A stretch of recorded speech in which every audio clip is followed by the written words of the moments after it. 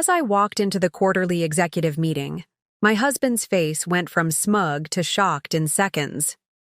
5 years ago, he left me for his assistant, saying I'd never understand the business world. Today, as the new owner of Meridian Enterprises, I was about to announce his termination, and the secretary who handed me the documents was his girlfriend who had replaced me in his life. Before we jump back in, tell us where you're tuning in from, and if this story touches you, make sure you're subscribed, because tomorrow I've saved something extra special for you. The executive boardroom of Meridian Enterprises gleamed under soft recessed lighting, the polished mahogany, table reflecting the faces of 16 anxious executives. I adjusted my tailored navy suit, selected carefully for this moment, and felt the weight of the leather portfolio in my hands. Inside contained termination papers for 7 executives, including one name that had once been on my marriage certificate. Ms. Vivian Chen, representing Horizon Capital Partners, announced Diane, the stern-faced corporate secretary who had been instrumental in making this day possible. The room fell silent. Most had expected another faceless investor to address them, not me. I could feel the collective shift in energy as I moved toward the head of the table, the position my ex-husband Alexander Reed had occupied for the past 8 years. Alexander sat halfway down the table, his signature platinum cufflinks catching the light as he leaned forward. His expression morphed from mild curiosity to recognition, then to barely concealed panic. Beside him, Natalie Barnes, once his executive assistant, now his fiancée, looked between us in confusion, still not comprehending the situation. "Thank you all for gathering today," I began, my voice steady and clear, a voice I had practiced for months in anticipation of this moment. As of 9 a.m. this morning, Horizon Capital Partners has completed its acquisition of Meridian Enterprises. The tension was palpable. These executives had been expecting a standard post-acquisition platitude session, promises of minimal disruption, the usual corporate reassurances. What they didn't know was that Horizon Capital Partners was my company, created from nothing. In the 5 years since Alexander had left our marriage and pushed me out of the company we had built together. "Some of you may remember me," I continued, allowing my gaze to sweep the room before settling on Alexander. "For those who don't, I co-founded Meridian with Alexander Reed 12 years ago." Alexander's knuckles whitened around his Mont Blanc pen. The memory of his words echoed between us across the polished table. "You're a liability to this company, Vivian. You always have been. The business world isn't for everyone." I opened my portfolio, the familiar action grounding me in the eye, present. Meridian has drifted from its founding principles over the past 5 years. Quarterly reports show declining innovation, employee satisfaction at an all-time low, and customer retention dropping by 23% annually. Several executives shifted uncomfortably, eyes darting to Alexander, whose face had taken on a reddish hue. He had built his leadership on creating the appearance of success while the foundation crumbled, a strategy I had warned him about years ago. "Immediate restructuring is necessary," I said, nodding to Diane, who began distributing sealed envelopes. 7 leadership positions are being eliminated effective immediately. The room erupted in murmurs as executives reached for the envelopes. With trembling hands, some would find standard meeting agendas, 7 would find termination agreements. Alexander didn't move to touch his envelope, already understanding its contents. Natalie reached for hers with manicured fingers, the 4-carat diamond on her left hand, so similar to the one Alexander had once given me, catching the light. "This is absurd," Alexander finally spoke, his voice tight with controlled rage. "You can't just walk in here and—" "The board unanimously approved the acquisition and restructuring plan this morning," I interrupted smoothly. "Your performance reviews and financial discrepancies over the past 3 years provided all the evidence needed. 5 years ago, I couldn't have imagined being in this position. The night Alexander told me he was leaving, both our marriage And my position at Meridian? I had collapsed on our bedroom floor, sobbing as he methodically packed his clothes into a suitcase. "You've always been too emotional for business, Viv," he had said, not even looking at me as he selected which ties to take. "Natalie understands what it takes to succeed in this world. You never will." That night had broken me, but as I stood, now at the head of the boardroom table, I recognized it had also rebuilt me into someone stronger, more strategic, and far more dangerous than the woman Alexander had dismissed. That night had broken me. But as I stood now at the head of the boardroom table, I recognized it had also rebuilt me into someone stronger, more strategic, and far more dangerous than the woman Alexander had dismissed. "Those affected will be escorted to collect personal belongings," I continued, gesturing toward the door where security personnel now stood. "Severance details are outlined in your packets, contingent upon the standard non-disclosure agreements." Alexander pushed back, his chair abruptly, standing to his full height. "This is personal, not business," he hissed, loud enough for nearby executives to hear.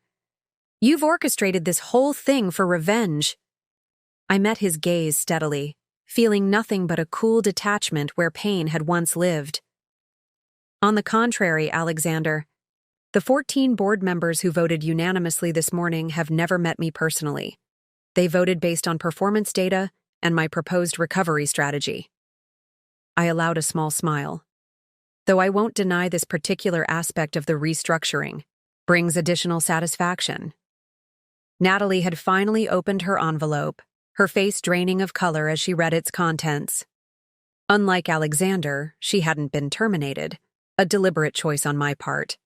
Her skills had never been the issue, only her ethics. "Ms. Barnes will be reassigned to the Denver office, effective next week," I announced, watching as she processed this information. The Denver office was struggling but salvageable, and 1,500 miles away from headquarters.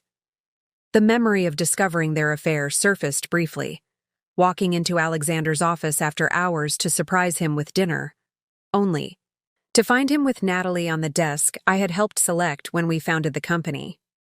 The humiliation had been excruciating, compounded when he called me the next day to discuss the situation and informed me my services were no longer required at Meridian. "You're a brilliant woman, Viv," he had said with practiced sympathy. "But business requires a certain ruthlessness you've never had." As security approached Alexander, whose face now fluctuated between rage and disbelief, I felt a strange sense of calm. The ruthlessness he claimed I lacked had been cultivated in the barren aftermath he had created. "This meeting will reconvene at 3 o'clock, I said to the remaining executives, many of whom were studiously avoiding eye contact with either me or Alexander. "We'll discuss the transition plan and new direction for Meridian. Those remaining should consider this an opportunity to realign with the company's original vision." Alexander was being escorted toward the door, his normally confident stride faltering. He paused as he passed me. "You won't be able to run this company," he said, quietly, a final attempt to shake my confidence. "You'll destroy everything I've built." I leaned closer, my voice for his ears only. "I'm not going to run your company, Alexander. I'm going to rebuild mine." As the door closed behind him, I took the seat at the head of the table. Not Alexander's seat, but the one that had always been intended for a visionary leader. The remaining executives watched me with a mixture of fear, curiosity, and dawning respect. The journey that had led me from sobbing on my bedroom floor to commandeering this boardroom had been anything but easy.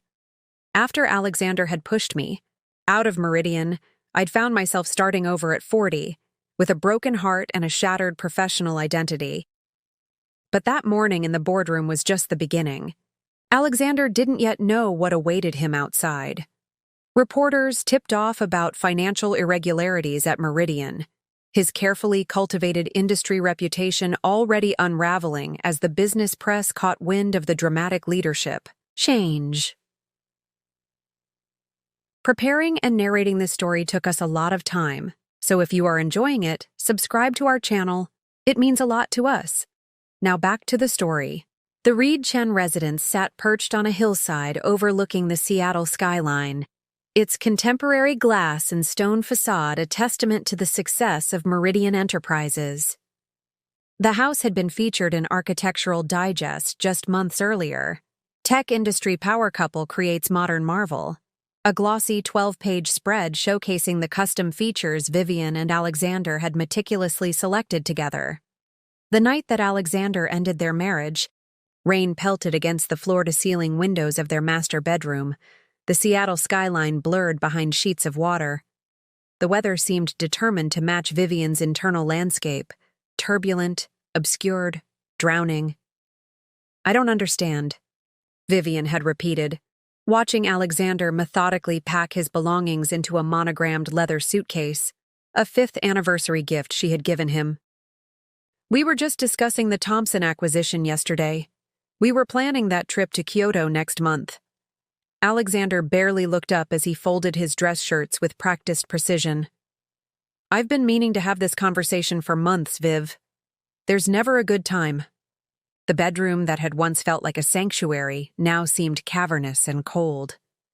Minimalist furniture that had appeared elegant in daylight now felt sterile under the recessed lighting. The king-sized bed with its crisp white linens, untouched that evening, looked like a vast empty field between them. "Is this about the disagreement at the board meeting?"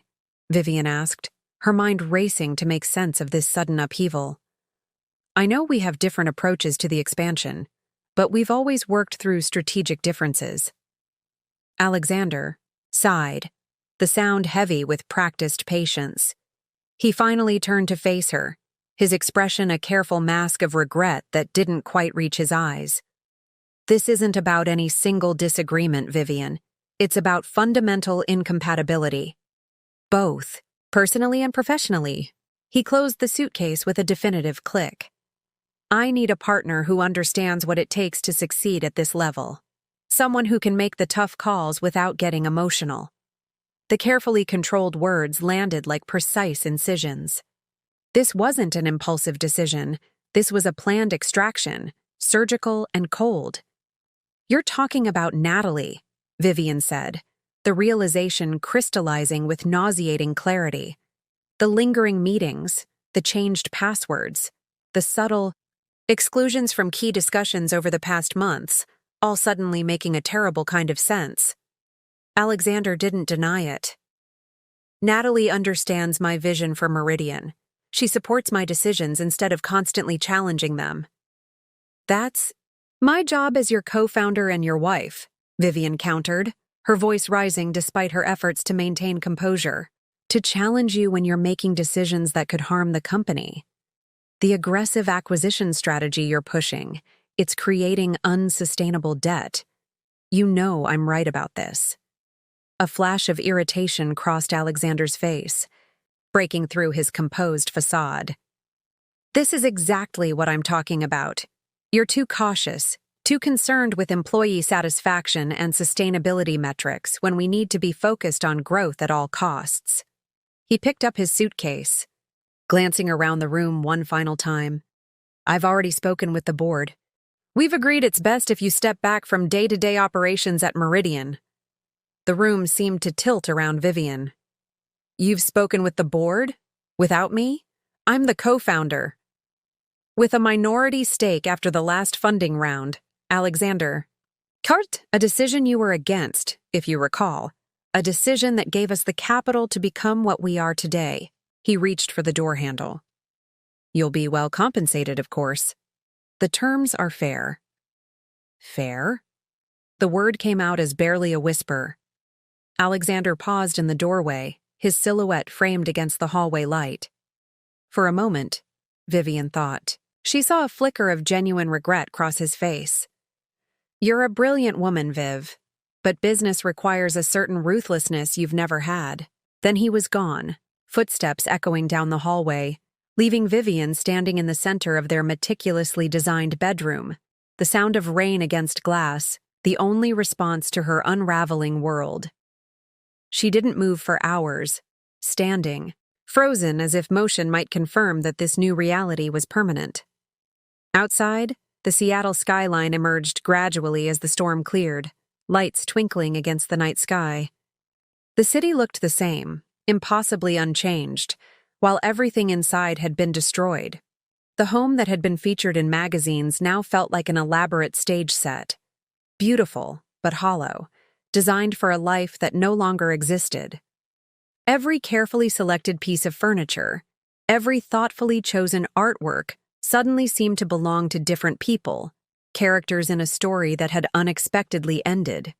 The walk-in closet Alexander had just emptied had been designed with dual sides, his and hers, with a center island of drawers they shared. Now his absence created a physical void that echoed the emotional one tearing through her chest. His cologne lingered in the air, the scent both comforting and nauseating in its familiarity. The night stretched endlessly as Vivian finally moved from standing to sitting on the edge of the bed, her body folding in on itself as the magnitude of the loss engulfed her. Not just her marriage, but her company, her professional identity and life's work, all excised in one clinical conversation. By morning, when the first rays of sunlight broke through the automated blinds, programmed by Alexander to rise at precisely 6:15 a.m., Vivian had not slept.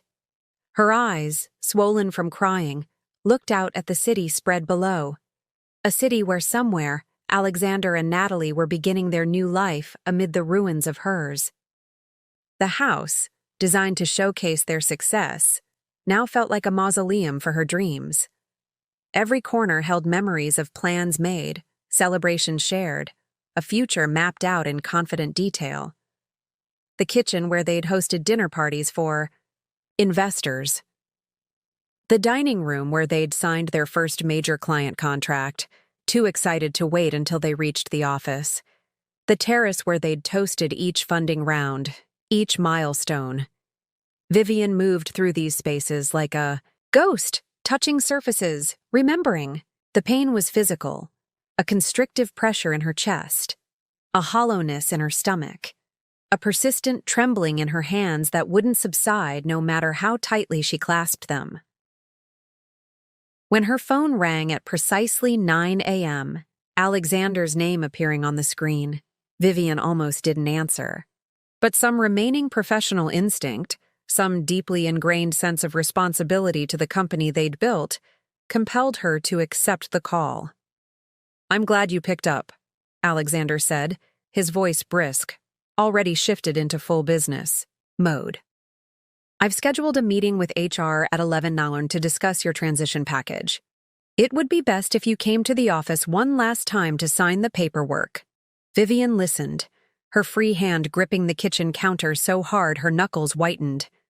Through the phone, she could hear the familiar sounds of Meridian's headquarters, gentle, conversation, the espresso machine in the break room, phones ringing, life continuing as normal in the company she had helped create. "Vivian? Are you there?" Alexander's impatience leaked through. "Yes," she managed, the single word an accomplishment against the tightness in her throat. "Good. 11 a.m. then. Natalie, we'll send you the details of what to bring. We'll need your company laptop and access cards." The casual mention of Natalie, now apparently handling the logistics of Vivian's professional execution, sent a fresh wave of nausea through her. The woman who had replaced her in Alexander's bed was now facilitating her removal from the company she had co-founded. "I'll be there," Vivian said, surprising herself with the steadiness in her voice. After hanging up, she moved to the master bathroom, a sanctuary of marble and glass she had designed herself. The woman in the mirror was unrecognizable, pale, hollow-eyed, diminished. For a moment, Vivian simply stared at this stranger, this shell of the confident entrepreneur who had graced magazine covers alongside Alexander as tech's most dynamic power couple. Then, with hands that trembled slightly less than before, she reached for her makeup bag. If she was to be executed professionally, she would not go without dignity. She would face Alexander, Natalie, and the HR team as Vivian Chen, co-founder of Meridian Enterprises, not as the shattered woman who had stood immobile in her bedroom all night. Layer by layer, she rebuilt her exterior. Foundation, concealer, subtle contour, a sweep of blush to bring life back to her pallor. The familiar ritual was anchoring, each product a small step toward reclaiming some semblance of control. By the time she selected a crisp white shirt and charcoal pencil skirt from her closet, something had shifted imperceptibly within her. The pain remained, raw and overwhelming, but alongside it, something else had begun to take root.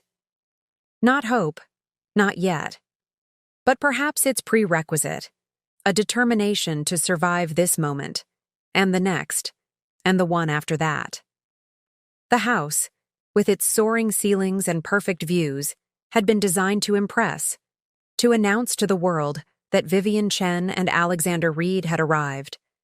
Now, as Vivian gathered her car keys and professional portfolio, she recognized it for what it truly was, a beautiful, empty shell that had never been a home. As she stepped through the front door toward her waiting car, Vivian didn't know yet what would rise from the ashes of this devastation. She couldn't imagine that 5 years later she would stand at the head of a boardroom table, watching Alexander's face contort with shock as she reclaimed what he had taken. She knew only that she had to survive this day, and she would, with her head held high and her wounds carefully concealed behind a mask of professional composure. The Seattle skyline gleamed in the morning sunlight as she drove toward Meridian headquarters one last time, unaware that this ending was actually the first step in a remarkable beginning. The Meridian Enterprises headquarters occupied the top 8 floors of a gleaming downtown Seattle skyscraper. Vivian remembered every detail of its construction, the heated debates over the floor plan design, the careful selection of the building location, even the custom-made reception desk that greeted visitors with its sleek curves of sustainable bamboo. As Vivian stepped off the elevator at precisely 10:45 that morning, she felt like a ghost in her own creation. Employees glanced up as she passed, their expressions shifting quickly from recognition to discomfort before they looked away. News traveled fast in corporate environments, and it was clear from their averted eyes that everyone already knew. "Good morning, Ms. Chen," said Michael, the security guard who had worked at Meridian since its early days. His usual warm smile was replaced with a look of awkward sympathy. "It's good to see you." Vivian nodded, unable to trust her voice. She had known these halls would feel different today, but she hadn't anticipated the acute sense of alienation, of suddenly being an outsider in the very space she had helped design. The receptionist, a recent hire who Vivian didn't recognize, looked up with a professionally neutral expression. "Ms. Chen, Human Resources is expecting you. 5th floor, conference room C. Not the executive floor, not Alexander's office or the main boardroom. Conference room C, the small windowless space typically used for entry-level interviews and vendor meetings." The message was clear. This was to be as quick and clinical as possible. "Thank you," Vivian replied, her voice steadier than she felt. The elevator ride to the 5th floor felt interminable. 2 junior developers joined her, their animated conversation about code dropping into uncomfortable silence when they recognized, Vivian kept her eyes fixed on the changing floor numbers, her reflection in the polished elevator doors showing a woman composed and professional, the careful mask betraying none of the turmoil beneath. Conference room C was exactly as she remembered, utilitarian and bland, with motivational posters that had been selected by a consultant years ago. Waiting inside were Stephanie Winters from Human Resources, a man Vivian didn't recognize who was clearly an attorney, and Natalie Barnes.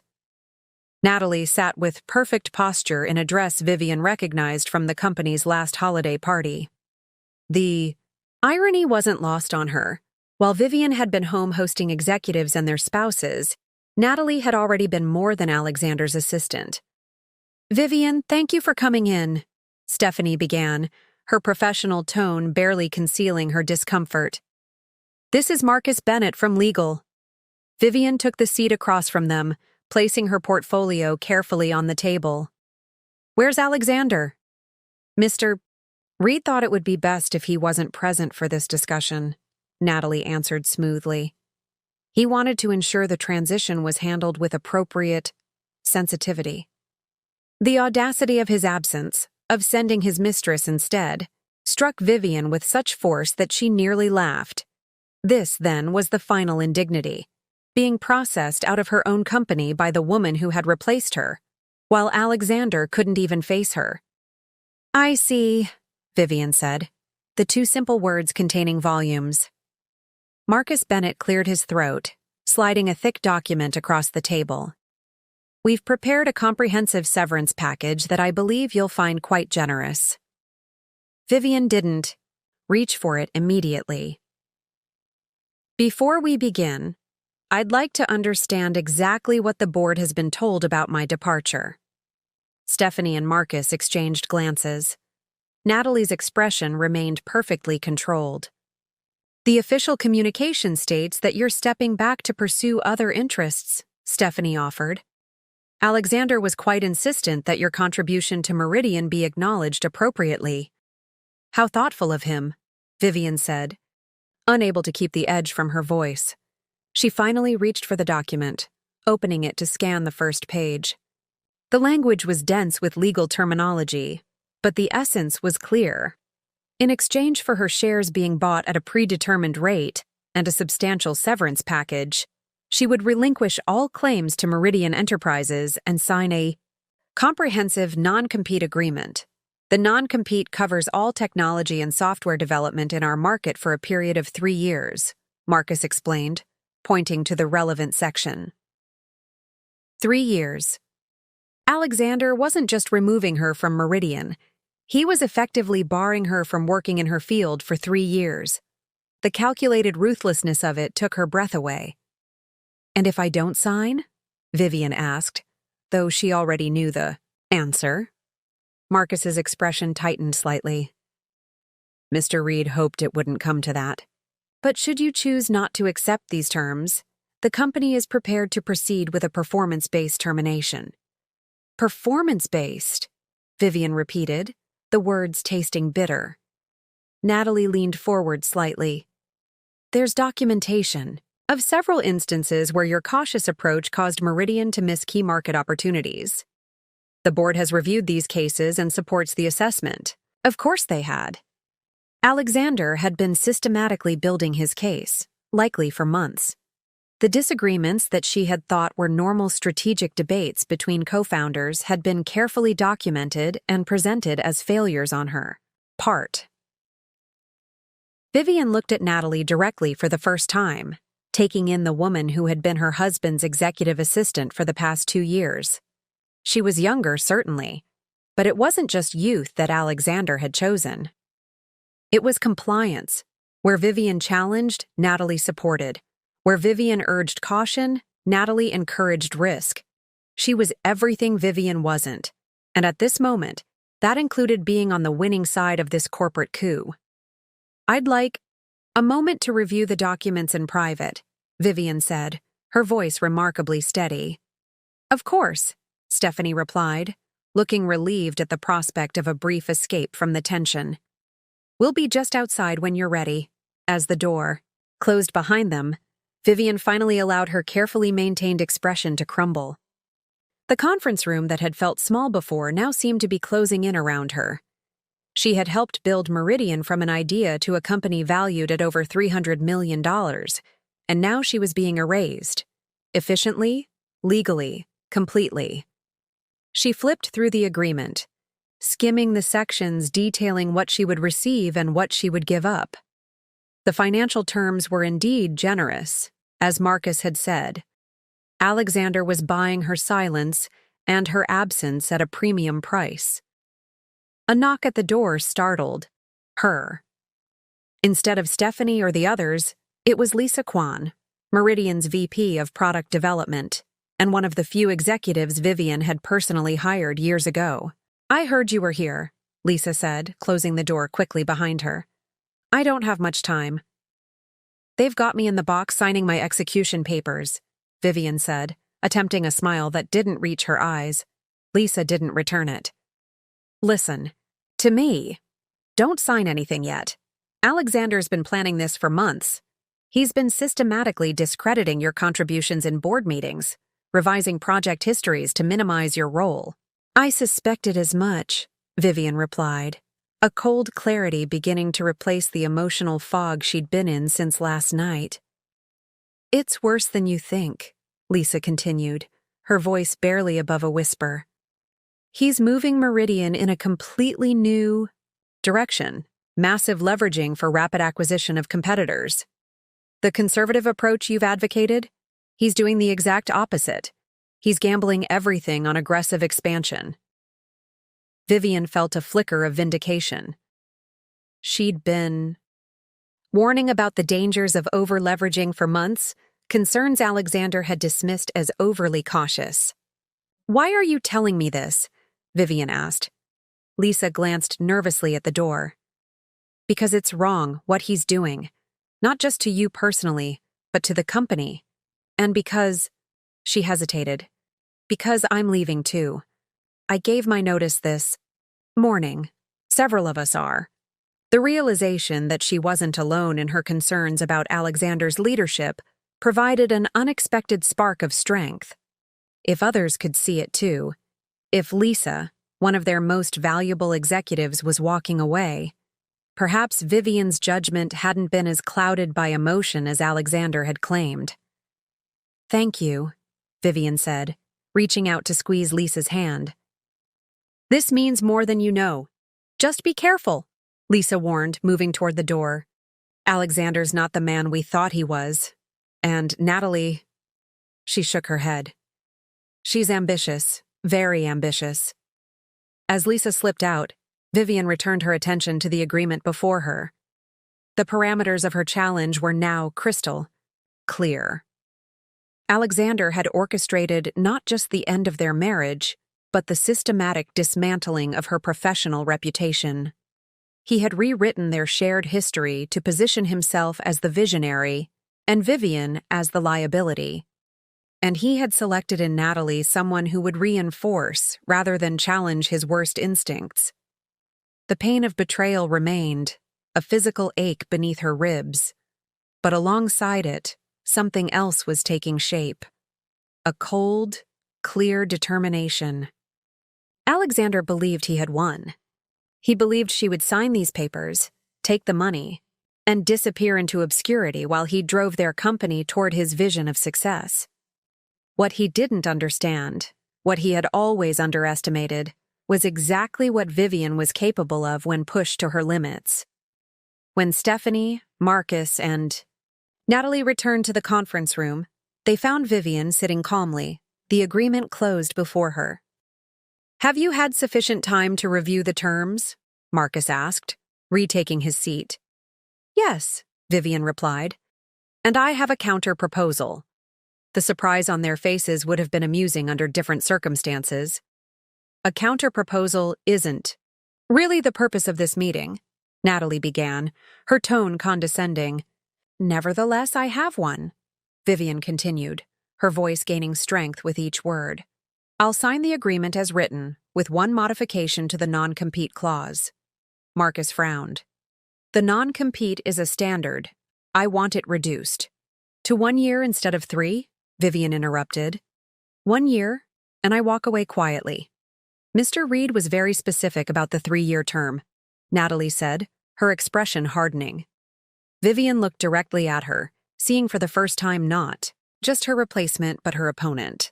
Then Mr. Reed can tell me that himself. I won't negotiate my future with his proxy. The tension in the room shifted palpably. This wasn't proceeding according to the script Alexander had prepared. I'll need to consult with Mr. Reed, Marcus said, gathering his papers. You do that? Vivian replied. I'll wait. As they filed out, leaving her alone again, Vivian felt a strange sense of calm settling over her.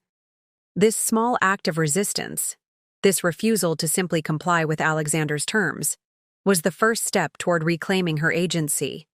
She didn't yet know how she would rebuild from these ashes. She couldn't imagine that in 5 years she would stand at the head of Meridian's boardroom table, watching Alexander's face contort with shock as she announced his termination. She had no way of knowing that this crushing defeat would eventually lead to her greatest triumph.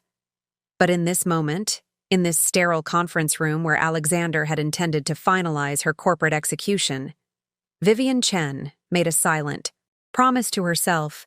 This was not the end of her story. It was merely the beginning of a new chapter, one that Alexander Reed would come to regret provoking with every fiber of his being. 45 minutes later, the door to conference room C opened again.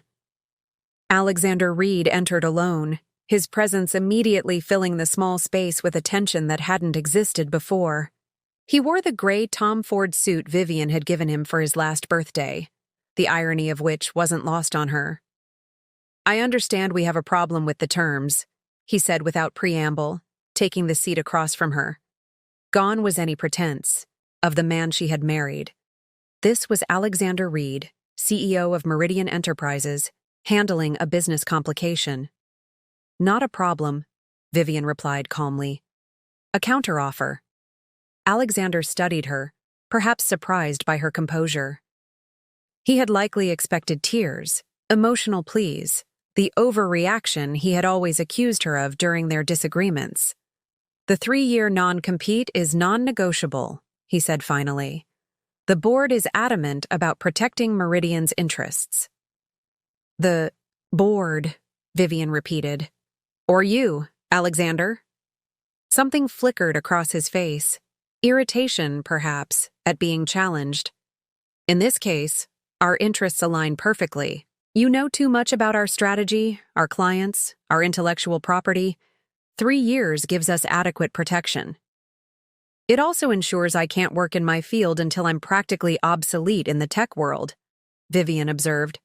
"Quite convenient. For you." Alexander leaned back, his expression hardening. "This isn't personal, Vivian. It's business." The words hung in the air between them, so patently false that Vivian almost laughed. Nothing could be more personal than this. The man who had shared her bed, her dreams, her company, now clinically excising her from all three. "If it were just business," she said carefully, "you would have bought me out months ago when we first disagreed about the acquisition strategy. Instead, you built a case against me, documented our strategic disagreements as my failures, and presented them to the board only after you'd secured their loyalty." Alexander's jaw tightened almost imperceptibly. "You're making this more difficult than it needs to be." "Am I?" Vivian leaned forward. "Tell me something, Alexander. When did it start with Natalie? Before or after you decided I was a liability to Meridian?" "That's irrelevant to these proceedings," he replied coldly. "Indulge me. It's the least you can do." Alexander checked his watch, a gesture Vivian recognized from countless meetings when he was growing impatient. "If you must know, Natalie, and I recognized our compatibility about a year ago. But that has nothing to do with this business decision. A year." While Vivian had been working 70-hour weeks helping build Meridian, Alexander had been pursuing her eventual replacement, professionally and personally. The timeline made the betrayal even more calculated than she had imagined. "I see," she said, her voice steady, despite the fresh wave of pain his admission triggered. "Well, since we're being so honest with each other, let me be clear about something. I built this company alongside you. Every client we signed, every product we developed, every dollar of funding we secured, I was there. You don't get to rewrite that history just because it's inconvenient for your new narrative." Alexander's expression remained impassive, but Vivian could see the subtle signs of his growing frustration. The slight tightening around his eyes, the almost imperceptible tap of his index finger against the table. "No one is denying your early contributions," he said, his tone measured. "But companies evolve, Vivian. What Meridian needs now isn't what it needed 5 years ago. Your conservative approach was holding us back from necessary growth. My conservative approach kept us solvent during the 2018 downturn when 3 of our competitors folded," Vivian countered. My conservative approach is why we have a cash reserve while others operate on venture funding and prayer. Alexander's patience was visibly thinning. This is exactly why we're here today. You see threats everywhere, Vivian. I see opportunities. The tech world rewards bold moves, not cautious hedging. The tech world is littered with the corpses of companies that made bold moves on borrowed money, Vivian replied. She reached for the agreement, flipping to the non-compete section. 1 year, that's my offer. 1 year, and I sign everything else as is. Alexander studied her for a long moment, calculation evident in his gaze. 2 years. Final offer. Vivian considered. 2 years was still a significant handicap, but it wasn't the professional death sentence that 3 years would have been in the rapidly evolving tech industry. Fine, 2 years, she agreed. Have legal redraft it, and I'll sign this afternoon. Alexander nodded once, standing to signal the end of their negotiation. He hesitated for a moment, as if there were something more he wanted to say. Whatever it was, he thought better of it. The revised agreement will be ready by 3, he said, moving toward the door. Stephanie will contact you. Alexander, Vivian said, stopping him before he could leave. One more thing. He turned, his hand already on the door handle. You've won. You have the company, the board support, and Natalie. You have everything you want. Vivian met his gaze directly. Remember this moment. Something like unease flickered across Alexander's face before he masked it with a businesslike nod. Goodbye, Vivian. The door closed behind him, and Vivian was alone again in the sterile conference room. The conversation had transpired exactly as Alexander had planned, except for her small victory on the non-compete clause. He had arrived expecting capitulation and instead encountered resistance. It was minimal, certainly, but it was something. Vivian gathered her things slowly, in no rush to leave this final act of her time at Meridian. Through the glass walls of the conference room, she could see life continuing in the office beyond. Employees at their desks, conversations in the hallway, the mundane rhythm of corporate existence undisturbed by the personal and professional earthquake she had just experienced. As she stepped out of conference room C for the last time, Vivian felt oddly disconnected from her surroundings, as if she were observing the scene from a great distance. The Meridian offices, once so familiar, now seemed alien, a place where she no longer belonged. She made her way to her office on the executive floor to collect her personal belongings, aware of the eyes following her progress. The corner office, that had been hers since Meridian's earliest days, was already being packed up. 2 facilities employees carefully removing her awards and photographs from the walls. Ms. Chen, one of them said, looking uncomfortable. We were told to have this cleared by end of day. I'm sorry, we didn't know you'd be coming by. It's fine, Vivian said, noting that the plants she had carefully tended for years had already been removed. I just need a few personal items. She gathered what remained. A small jade figurine that had been her grandfather's, a fountain pen from her first mentor, a framed photograph of her parents. So little to show for years of her life invested in these walls. Across the floor, through the glass partition that separated their offices, Vivian could see Alexander in conversation with Natalie. They weren't touching. They were too professional for that in the office. But there was an intimacy to their posture that spoke volumes.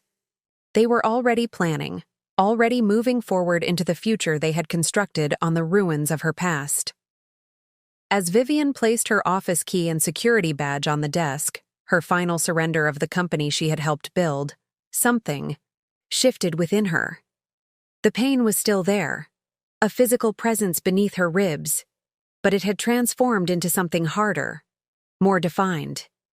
Not yet determination, not quite resolve, but perhaps their precursor. A silent refusal to let this moment define the rest of her life. The elevator ride to the lobby was silent. the small box of personal items in her arms pathetically inadequate to represent what she had lost.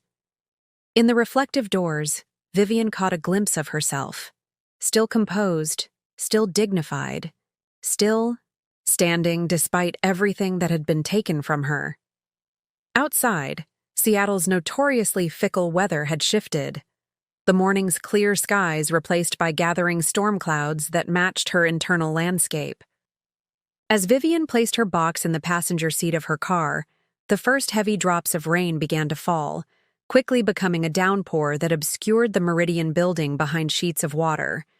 She sat motionless behind the wheel, watching as employees hurried in and out of the building's revolving doors, umbrellas unfurling against the deluge.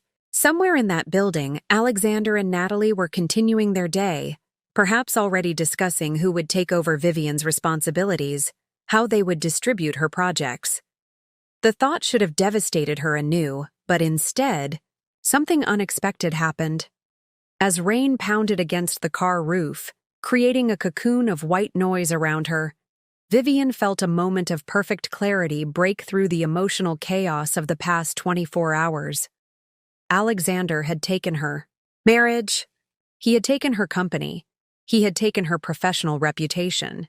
But he couldn't take her knowledge, her experience, her capabilities.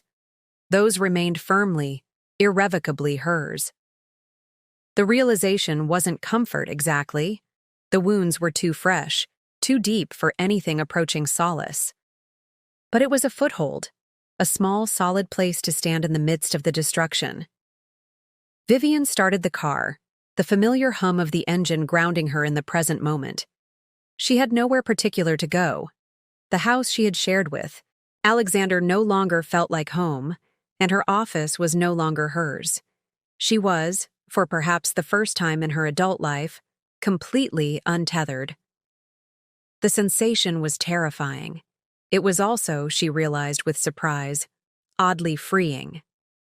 As she pulled away from Meridian Enterprises for what she believed was the last time, Vivian had no way of knowing what the next 5 years would bring. She couldn't imagine the company she would build, the strategies she would develop, the path that would eventually lead her back to this very building. Not as an ousted co-founder, but as its owner. All she knew in that moment was that the story Alexander had written for her, the narrative of the cautious, emotional wife who couldn't keep pace with his vision, was not the story she would accept. If she had to start again from nothing, she would. If she had to reinvent herself entirely, she would do that too. The rain continued to fall as Vivian drove away from her past and toward an unwritten future. Behind the wheel of her car, in the privacy of this transitional space between what had been and what would be, Vivian Chen made a decision that would alter the course of her life and, though she didn't know it yet, Alexander's as well. She would not disappear. She would not fade into obscurity. She would not become the cautionary tale of the woman left behind by a visionary ex-husband. Instead, she would become something Alexander had never anticipated, never prepared for, a worthy opponent. The thought wasn't revenge, not exactly. It was something more fundamental, a refusal to accept the ending Alexander had scripted for her. A decision to write her own story, whatever it might be. As Vivian navigated through Seattle's rain-slicked streets, she had no destination in mind. But for the first time since Alexander had walked out of their bedroom with his packed suitcase, she had something almost as important, a direction. Vivian drove aimlessly through Seattle's rain-soaked streets, the windshield wipers creating a hypnotic rhythm that matched her circling thoughts. As the familiar landmarks of the city passed by in a gray blur, her mind drifted back to the beginning, to the story of Meridian Enterprises that Alexander was now so determined to rewrite. 12 years ago, Vivian Chen had been a rising star at TechFusion, one of Seattle's established software companies.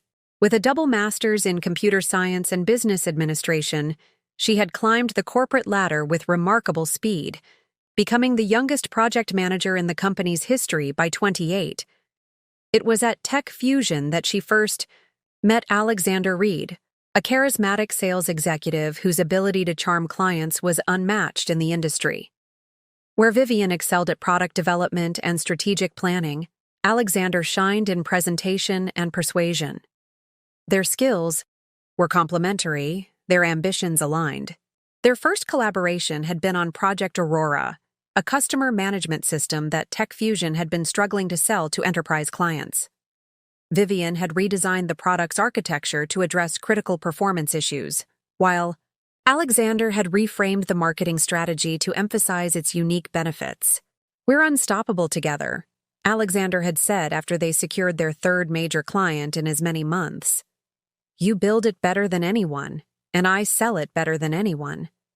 Imagine what we could do if we weren't constrained by Tech Fusion's bureaucracy."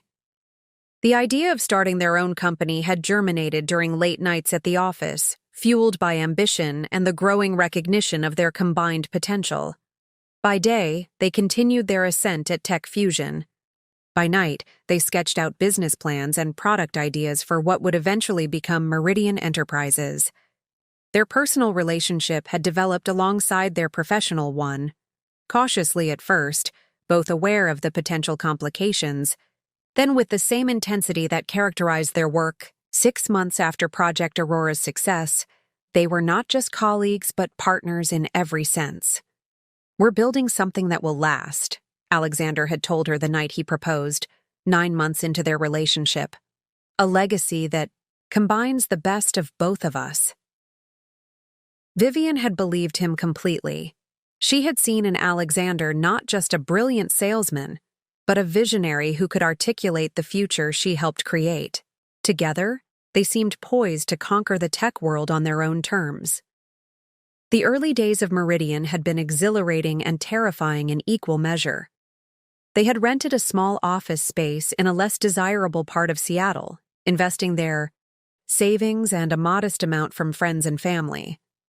Their first product, a streamlined project management system for creative agencies, had been developed almost entirely by Vivian, with Alexander securing their initial clients through sheer force of personality and relentless networking. Vivian remembered those first months with painful clarity. The 18-hour workdays, the makeshift desk constructed from an old door and sawhorses, the instant ramen dinners eaten while debugging code late into the night. Alexander had been her rock during that period, his unwavering confidence buoying her when technical challenges seemed insurmountable. "This is just the beginning," he would say, massaging her shoulders as she hunched over her laptop. 5 years from now, we'll look back at these days from our corner offices and laugh about how we started." The memory now carried a bitter irony. They had indeed gotten those corner offices, but something fundamental had changed along the way.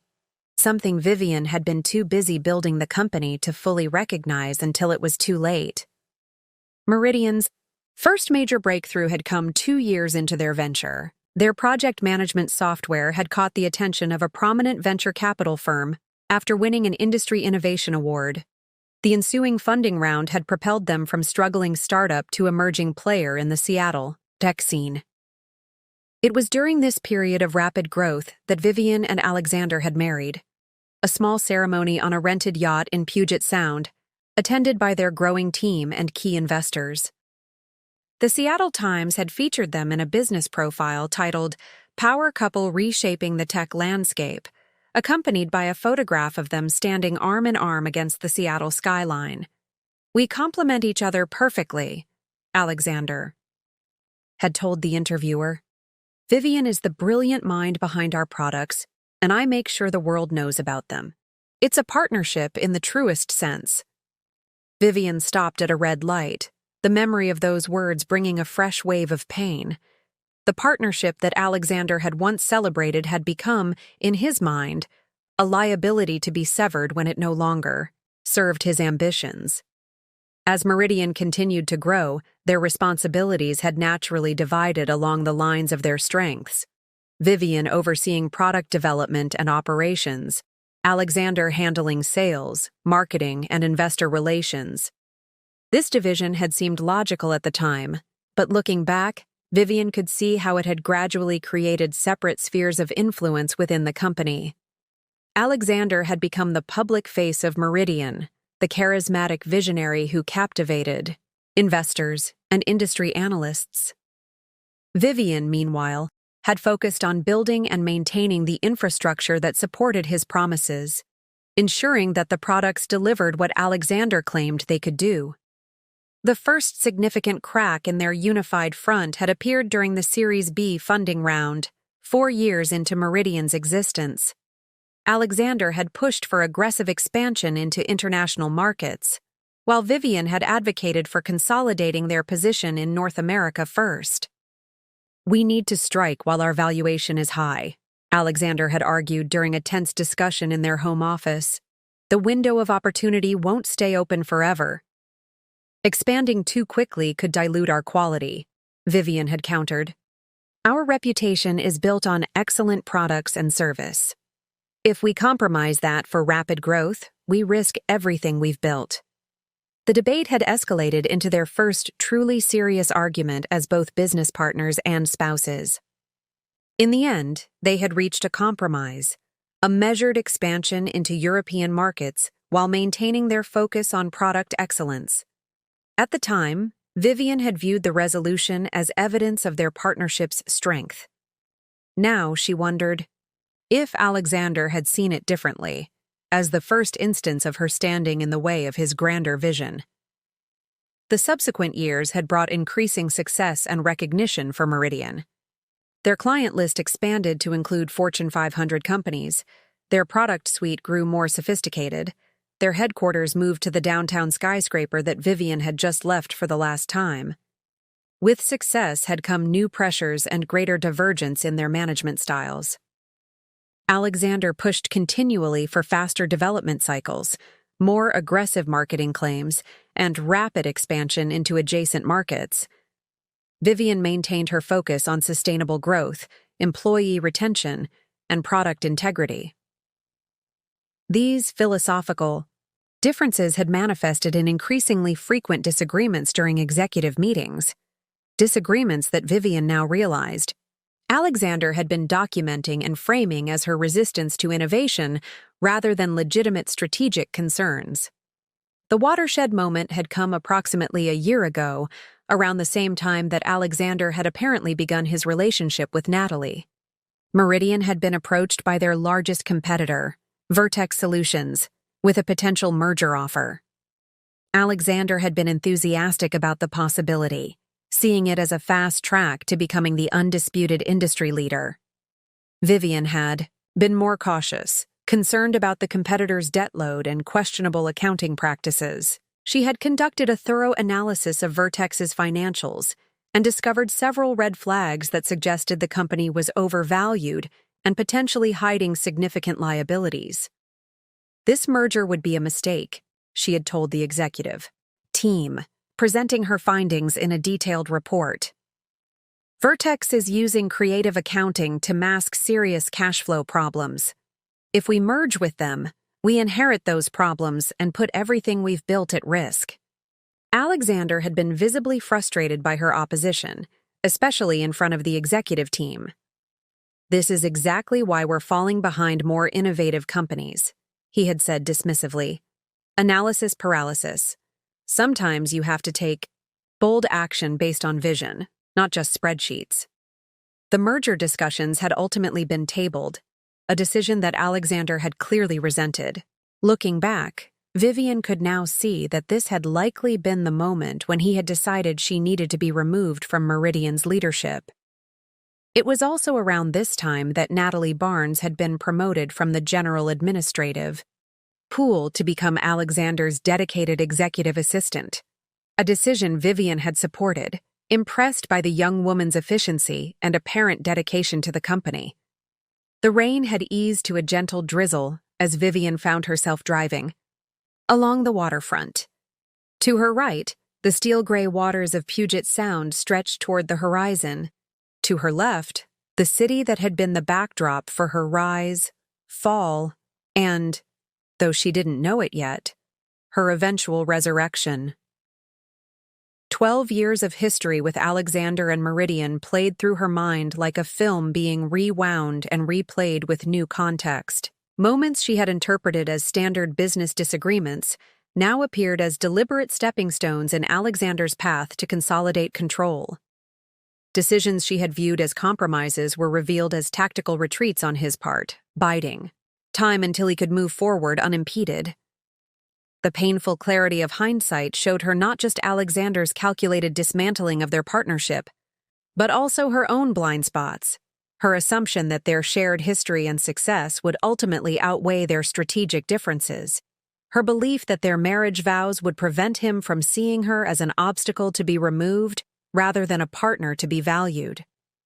Most painfully, she recognized how she had allowed her identity to become so thoroughly intertwined with Meridian and with Alexander that his rejection of both their marriage and their business partnership had left her momentarily unable to envision a future for herself.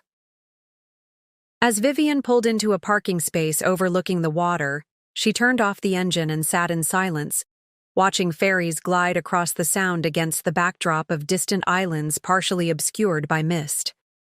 12 years of her life had been invested in building Meridian Enterprises. 12 years of early mornings, late nights, sacrificed weekends, and postponed personal goals, all dedicated to creating something she had believed was a shared vision. Alexander had taken that vision and claimed it as exclusively his own. He had rewritten their history, recasting himself as the sole visionary and Vivian as the cautious anchor dragging against his ambitions. And he had found in Natalie not just a romantic replacement, but a professional one, someone who would reinforce, rather than challenge his perspective. The betrayal was absolute, personal and professional, emotional and financial. It was designed to be total in its devastation, leaving Vivian with nothing but memories and a severance package meant to ensure her continued silence and irrelevance.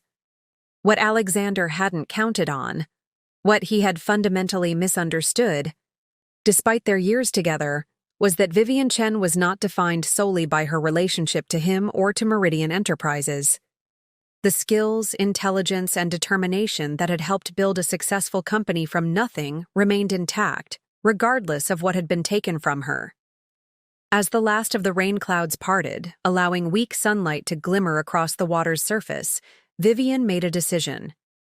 She would sign the revised agreement tomorrow, accepting the 2-year non-compete restriction and whatever other terms Alexander demanded. And then she would begin the process of reinvention, not as Alexander Reed's ex-wife or as Meridian's former co-founder, but as Vivian Chen, a woman with 12 years of hard-won experience and a clarity of purpose that could only come from having lost everything that once defined her. She didn't yet know what form this reinvention would take. She couldn't imagine that 5 years later, she would stand at the head of Meridian's boardroom table, watching Alexander's face contort with shock as she announced her ownership of the company he had taken from her. All she knew was that the story wasn't over. It was merely entering a new chapter, one that Alexander Reed had not anticipated and could not control. The days immediately following Vivian's departure from Meridian passed in a blur of practical necessities. She signed the revised separation agreement, with its 2-year non-compete clause, without further negotiation. She put the house she had shared with Alexander on the market, unable to bear the echoing emptiness of spaces once filled with shared ambitions. She moved into a minimalist downtown apartment with floor-to-ceiling windows overlooking Elliott Bay, a clean slate, devoid of memories. These actions were performed with mechanical efficiency, her emotional responses temporarily suspended as she focused on the logistics of dismantling her former life. Friends and family expressed concern about her composed demeanor, expecting tears or rage that never materialized. What they couldn't see was that beneath this calm exterior, Vivian was meticulously analyzing her situation with the same strategic thinking she had once applied to Meridian's business challenges. 1 month after signing the separation agreement, on a crisp autumn morning, Vivian sat at her new dining table with a blank notebook before her. The page was headed with a single question. What now? The non-compete agreement prevented her from working directly in software development for enterprise clients, the field she had dedicated her career to thus far. Alexander had effectively blocked her most obvious path forward, but as Vivian stared at the blank page, she recognized that this restriction, while significant, was also narrowly defined. She couldn't create products that competed with Meridian for 2 years. She couldn't work for Meridian's competitors. But there were no restrictions on consulting, on education, on investment activities, or on developing expertise in adjacent industries. The realization sparked the first genuine smile she had experienced since Alexander's departure. He had tried to build a cage, but had left multiple doors unlocked. By evening, her blank page had transformed into a complex mind map detailing potential paths forward. 3 main branches emerged from her central question: knowledge development, gaining expertise in areas complementary to, but not directly, competing with her existing skill set; network building, cultivating relationships with key players in the tech industry who might become allies in her future endeavors; financial positioning, strategically investing her severance package to build resources for whatever came next. Over the following weeks, these 3 branches became Vivian's roadmap. She enrolled in an intensive financial analysis program at the University of Washington, focusing specifically on mergers and acquisitions in the tech sector. She joined 3 industry organizations focused on women in technology leadership, carefully selecting those that Alexander had always dismissed as unnecessary networking. Most significantly, she reached out to Lisa Kwan, who had left Meridian shortly after Vivian's departure. "I'm not asking you to betray any confidences," Vivian assured Lisa over coffee at a quiet cafe far from Meridian's offices. "I just want to understand what's happening in the industry from someone whose judgment I trust." Lisa studied Vivian carefully before responding. "Alexander is doing exactly what you warned against. Meridian has acquired 3 smaller competitors in the past 6 months, all financed through significant leveraging. The tech press is calling him visionary. The financial analysts are more skeptical." "And Natalie?" Vivian asked, surprising herself with how steady her voice remained when speaking her replacement's name. "Promoted to VP of Strategic Initiatives," Lisa replied. "She's smart, I'll give her that. But she's also completely aligned with Alexander's high-risk approach. There's no counterbalance anymore." This information became the foundation for Vivian's next moves. If Alexander was over-leveraging Meridian in an aggressive acquisition spree, he was creating vulnerability that might eventually be exploited. The thought wasn't yet a plan, merely an observation filed away for future reference. 6 months into her transformation journey, Vivian made her first public appearance at Seattle's annual Women in Tech Leadership Summit. She had been invited to participate in a panel discussion on resilience and reinvention in the industry, topics she now had intimate experience with. The moderator introduced her as Meridian Enterprises co-founder, a description that once would have pained her, but now felt like ancient history. When asked about her current projects, Vivian smiled with genuine enthusiasm. "I'm in a unique position of being able to step back and evaluate the industry from a new perspective," she explained.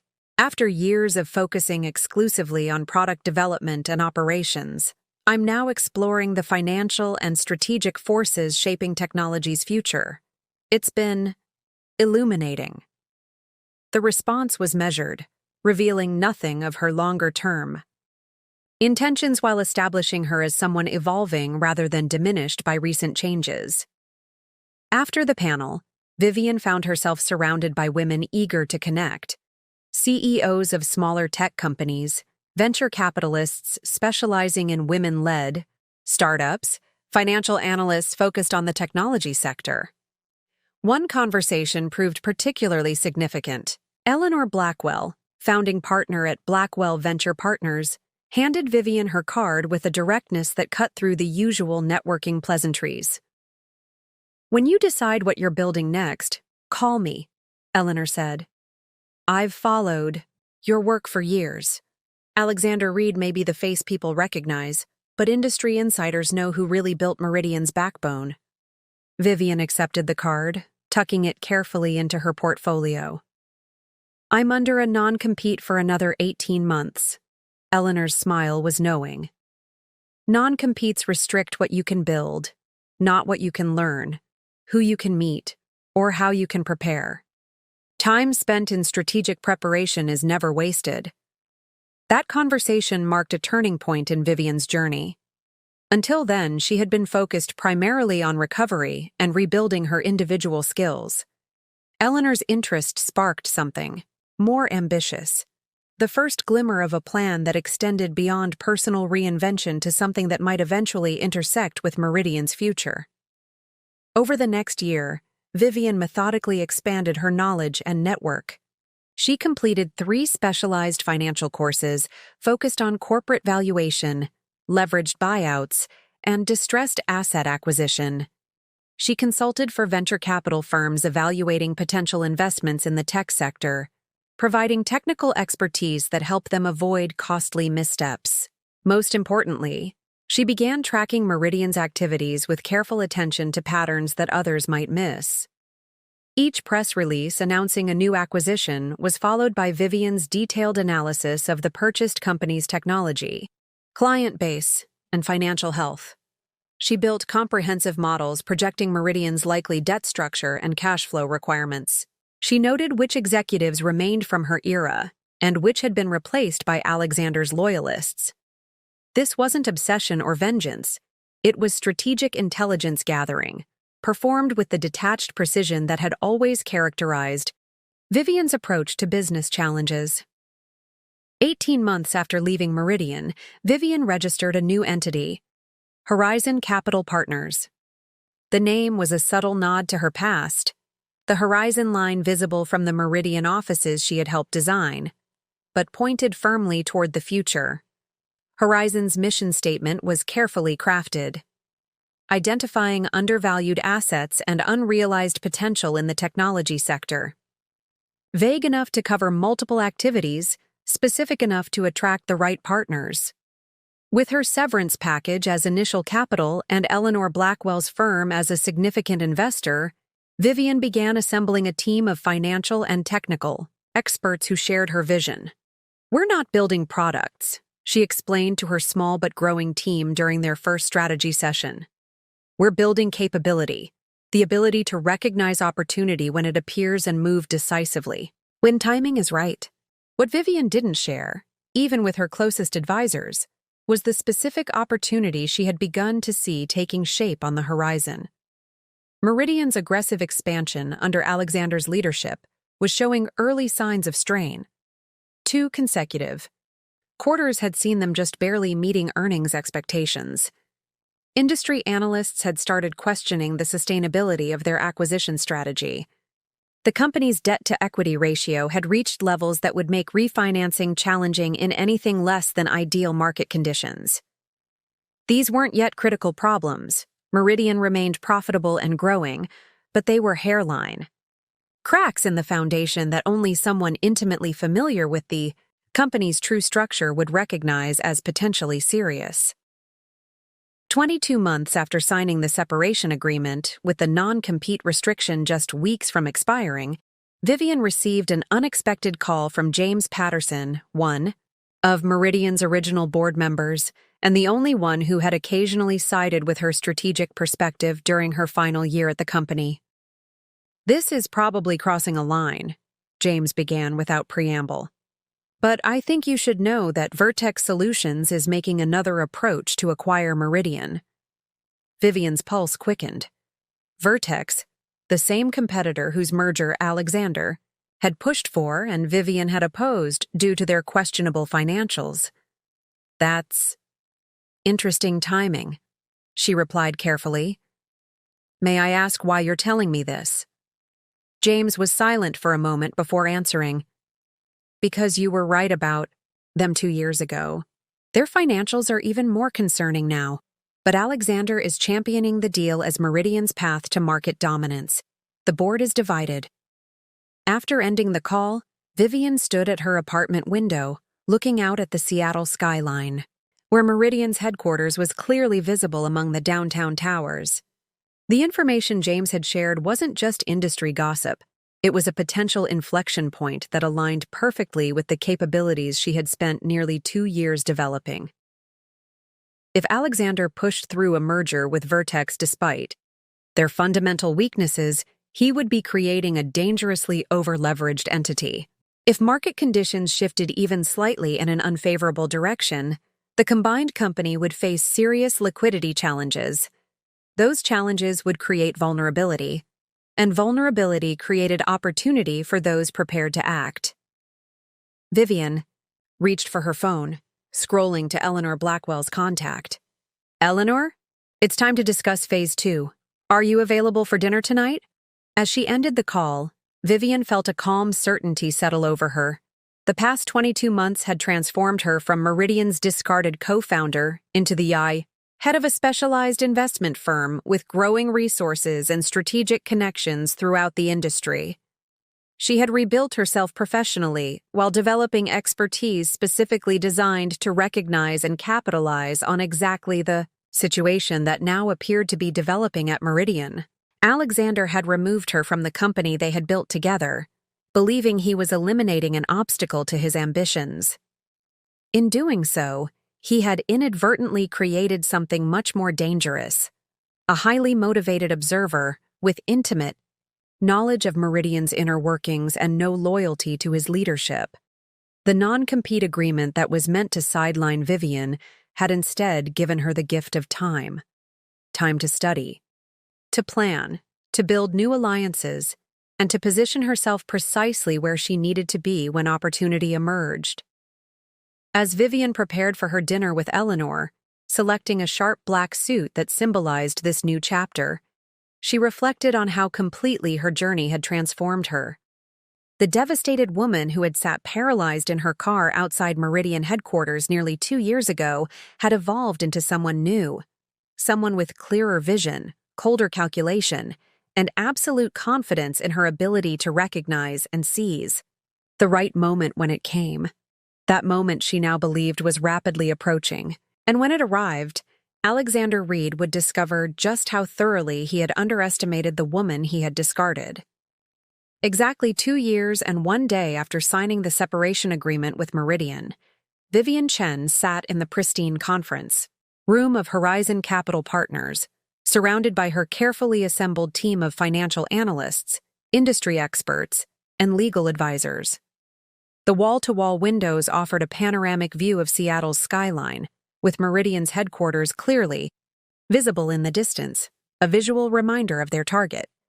"The non-compete restriction expired at midnight," Vivian began, her voice steady as she addressed the room. "As of today, we are free to pursue any opportunity in the enterprise software space, including potential actions involving Meridian Enterprises." Eleanor Blackwell, who had become Vivian's closest advisor and Horizon's principal investor, leaned forward. And the timing couldn't be better. The Meridian-Vertex merger announcement yesterday triggered exactly the market response we anticipated. On the large screen at the front of the room, financial charts displayed Meridian's stock performance, a sharp 22% decline following the merger announcement. The market had reacted with the skepticism that Vivian had predicted, recognizing the fundamental flaws in combining two companies with overlapping products and concerning debt structures. Our analysis suggests that Meridian will need to secure additional financing within the next 3 months to complete the merger and manage the consolidated debt, explained Rajiv Mehta, Horizon's lead financial strategist. Given the current market conditions and rising interest rates, they'll face significant challenges in obtaining favorable terms. Vivian nodded, the scenario unfolding exactly as she had projected. And their existing creditors? Increasingly nervous, Rajiv confirmed. "I've had informal conversations with representatives from Atlantic Capital, who hold the largest portion of Meridian's current debt. They're concerned about the company's direction, but aren't yet ready to take action." For 2 hours, the team methodically reviewed their intelligence on Meridian's vulnerable position, The company was not yet in crisis. It remained profitable and maintained strong client relationships, but Alexander's aggressive expansion strategy had created precarious financial scaffolding that could collapse under the right pressure. The meeting concluded. Eleanor remained behind while the others filed out. She studied Vivian with the shrewd assessment that had made her one of Seattle's most successful venture capitalists. "We've prepared for this moment for nearly 2 years," Eleanor observed. "You've built Horizon specifically to position yourself for this opportunity. But I need to ask the question everyone's thinking but no one dares to voice. Is this about sound business strategy or personal vindication?" Vivian met her gaze directly. "Both," she answered with uncharacteristic candor. "I won't pretend there isn't personal satisfaction in the prospect of reclaiming what Alexander took from me. But that wouldn't be enough to justify the financial risk we're contemplating." She stood, moving to the window to look out at Meridian's headquarters. "The merger with Vertex is fundamentally flawed for all the reasons outlined in our analysis. It's driven by Alexander's ego and ambition, rather than sound business judgment. Meridian is worth saving from his mismanagement, not just for me, but for the employees who remain, the clients who depend on their products, and yes, for our investors who stand to profit significantly if we execute this correctly." Eleanor joined her at the window, seemingly satisfied with Vivian's response. "Then let's make the next move." The following weeks saw Horizon Capital Partners executing a carefully orchestrated strategy. While remaining below the reporting thresholds that would require public disclosure, Horizon began acquiring small positions in Meridian through various investment vehicles. Simultaneously, Vivian initiated discreet conversations with key Meridian board members, institutional investors, and creditors. The approach was surgical in its precision. Not a hostile takeover attempt, but a methodical positioning as a potential solution to the growing concerns about Meridian's direction under Alexander's leadership. 3 months after the merger announcement, the pivotal moment Vivian had anticipated arrived.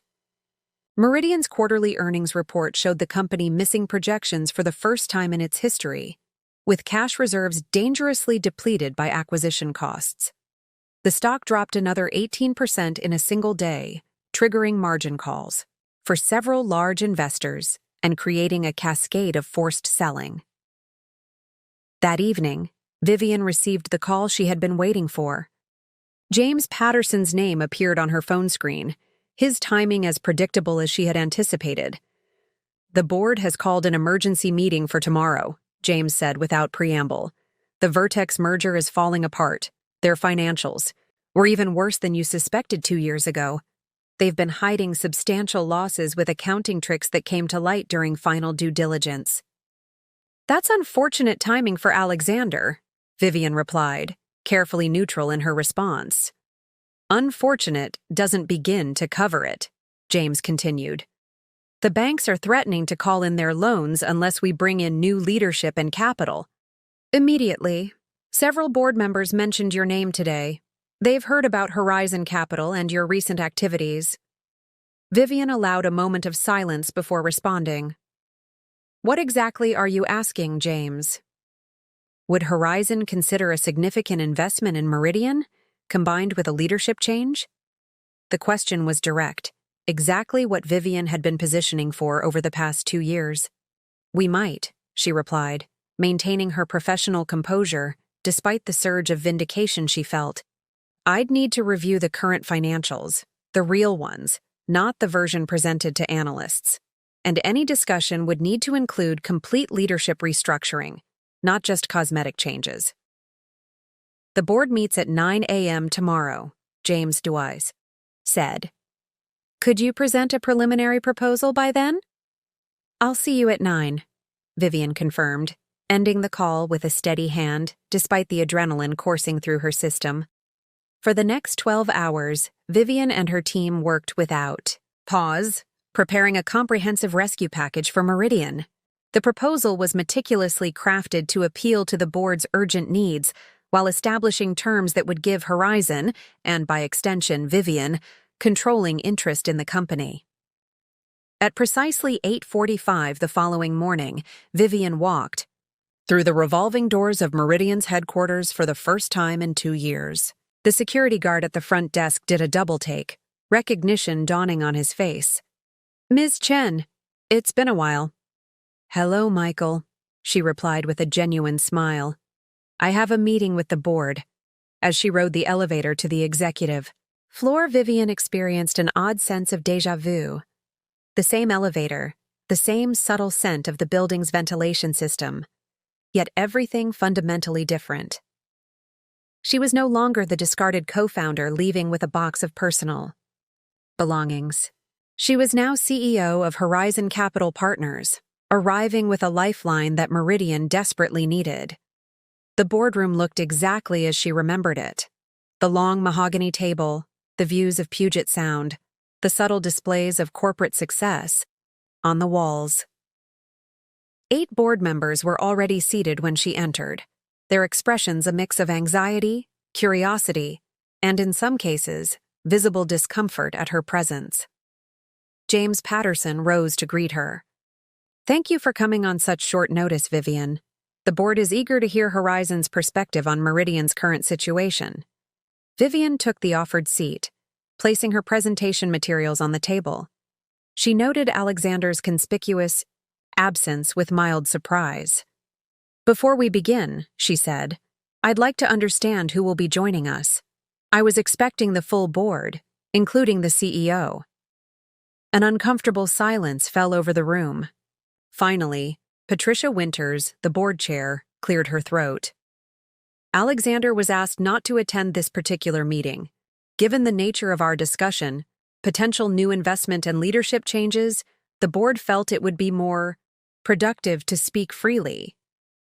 The revelation was unexpected but advantageous. Alexander had already been sidelined, making Vivian's proposal easier to present without immediate resistance. For the next hour, Vivian outlined Horizon's analysis of Meridian's current challenges and their proposed solution: a significant capital injection in exchange for controlling interest, immediate termination of the Vertex merger, and complete restructuring of executive leadership. "Our due diligence confirms that Meridian's core business remains strong," Vivian explained, her command of the company's finances clearly impressing the board. "The current crisis stems from over-leveraging and strategic missteps in acquisition targets, not fundamental product or market failures." She deliberately avoided any personal references to her history with the company or with Alexander, maintaining strictly professional language as she detailed Horizon's rescue plan. The board members asked pointed questions about timelines, financial terms, and leadership transitions, all of which Vivian addressed with composed expertise. As the discussion progressed, Vivian could feel the energy in the room shifting. The initial wariness was being replaced by cautious optimism, as board members recognized that Horizon's proposal represented their best option for averting a complete collapse. "There's one aspect we haven't discussed explicitly," Patricia said, as the presentation concluded. "Leadership. Your proposal references executive restructuring, but doesn't specify who would lead Meridian through this transition and beyond." The moment Vivian had prepared for had arrived. She closed her portfolio, deliberately before responding. Horizon's investment would be contingent on installation of new leadership with proven experience in corporate turnarounds and intimate knowledge of Meridian's operations, culture, and technology, she stated. "Given those requirements, I would step in as interim CEO during the stabilization period." The statement hung in the air, its implications fully registering with each board member. Vivian watched as expressions shifted from surprise to calculation to gradual acceptance. For some, like James Patterson, there was even visible relief. "You built this company once," James observed. "You understand it better than anyone. And that's precisely why I'm uniquely qualified to save it now," Vivian confirmed, her confidence absolute. Patricia exchanged glances with several other board members before addressing Vivian again. "We'll need to deliberate on Horizon's proposal. But speaking personally, I find the terms reasonable given our situation. How quickly could you move forward if the board approves? Horizon is prepared to execute immediately, Vivian replied. Our legal team has draft agreements ready, and the capital is secured. We could announce the investment and leadership change as early as tomorrow morning before markets open. The speed of her response clearly impressed the board, reinforcing the image of Horizon as a decisive, prepared savior rather than an opportunistic vulture. There is one other matter, Vivian added, her tone remaining professional despite the personal satisfaction she felt at what would come next. Any agreement would require immediate termination of Alexander Reed's position and comprehensive review of recent executive decisions, including the proposed Vertex merger and several other questionable transactions our analysis has identified. There, the first direct reference to Alexander, delivered as a non-negotiable business condition rather than personal vengeance. Patricia nodded slowly. The board has already reached the painful conclusion that a leadership change is necessary. Your condition aligns with our own assessment. As the meeting concluded, Vivian was asked to wait in an adjacent conference room while the board deliberated. Through the glass walls, she could see their animated discussion, the occasional glance in her direction, the gradual nodding of heads as consensus formed. Exactly 43 minutes later, Patricia entered the conference room where Vivian waited. The board has voted unanimously to accept Horizon Capital's proposal, subject to final legal review of the terms. We're prepared to move forward with the leadership transition immediately. Vivian stood, extending her hand to the board chair. Meridian has a strong foundation and dedicated team. With proper leadership and strategic direction, I'm confident we can stabilize the situation quickly. There is one detail you should be aware of, Patricia added with slight hesitation. Alexander doesn't yet know about the board's decision. He's scheduled to be in the office this afternoon for what he believes is a routine update on the Vertex situation. Given your history, would you prefer that we handle that conversation before you assume your position? Vivian considered the option briefly before shaking her head. No, that won't be necessary. As Meridian's new CEO, handling difficult transitions will be part of my responsibility. I'll speak with Alexander personally. As Patricia left to inform the rest of the board of their decision, Vivian remained alone in the conference room, the magnitude of what had just transpired washing over her. 2 years of meticulous planning, strategic positioning, and patient waiting had culminated in this moment of complete reversal. Alexander had forced her out of the company they had built together, believing he was eliminating an obstacle to his ambitions. Now, she would return as his successor, tasked with saving Meridian from the very risks she had warned against. The symmetry was so perfect it almost seemed scripted. Yet Vivian knew it was the result not of fate, but of careful calculation. Her ability to recognize Alexander's fundamental weaknesses and position herself precisely where she needed to be when those weaknesses inevitably created vulnerability. She looked out at the Seattle skyline from the conference room windows. Vivian felt neither triumph nor revenge, but a calm certainty that she was exactly where she was meant to be. Meridian was her company, had always been her company in the eye. Ways that truly mattered. Now she would have the opportunity to prove it, not just to Alexander, but to everyone. The pivotal moment of her transformation was complete. Vivian Chen, once discarded as irrelevant to Meridian's future, was now the only person who could secure that future. And Alexander Reed was about to discover just how profound a miscalculation he had made in underestimating the woman he had betrayed. News of the board's decision traveled through Meridian's headquarters with astonishing speed. By the time Vivian left the boardroom, the executive floor was already buzzing with whispered conversations and speculative glances. Employees who remembered her from before stopped mid-stride, their expressions cycling through recognition, confusion, and in many cases, barely concealed hope. Diane Matthews, who had been Vivian's executive assistant years ago before being reassigned after Alexander's takeover, approached with visible emotion. Ms. Chen, is it true? Are you coming back to Meridian? Vivian smiled warmly at the familiar face. Yes, Diane, though the official announcement won't be made until tomorrow morning. Diane's professional composure momentarily cracked, revealing genuine relief. The company needs you. It hasn't been the same since... She stopped herself, glancing around nervously. I understand, Vivian reassured her. And I appreciate your discretion until the formal announcement. Would you know if Alexander is in the building yet? Mr. Reed is scheduled to arrive at 2 o'clock for the Vertex update meeting, Diane confirmed. He's been working from home most mornings recently. This information aligned perfectly with Vivian's plans. She had 4 hours to prepare for the conversation that would culminate her 2-year journey from ousted co-founder to returning CEO. I'll need temporary access to the system and a meeting room for the afternoon, Vivian said. And please clear my old office.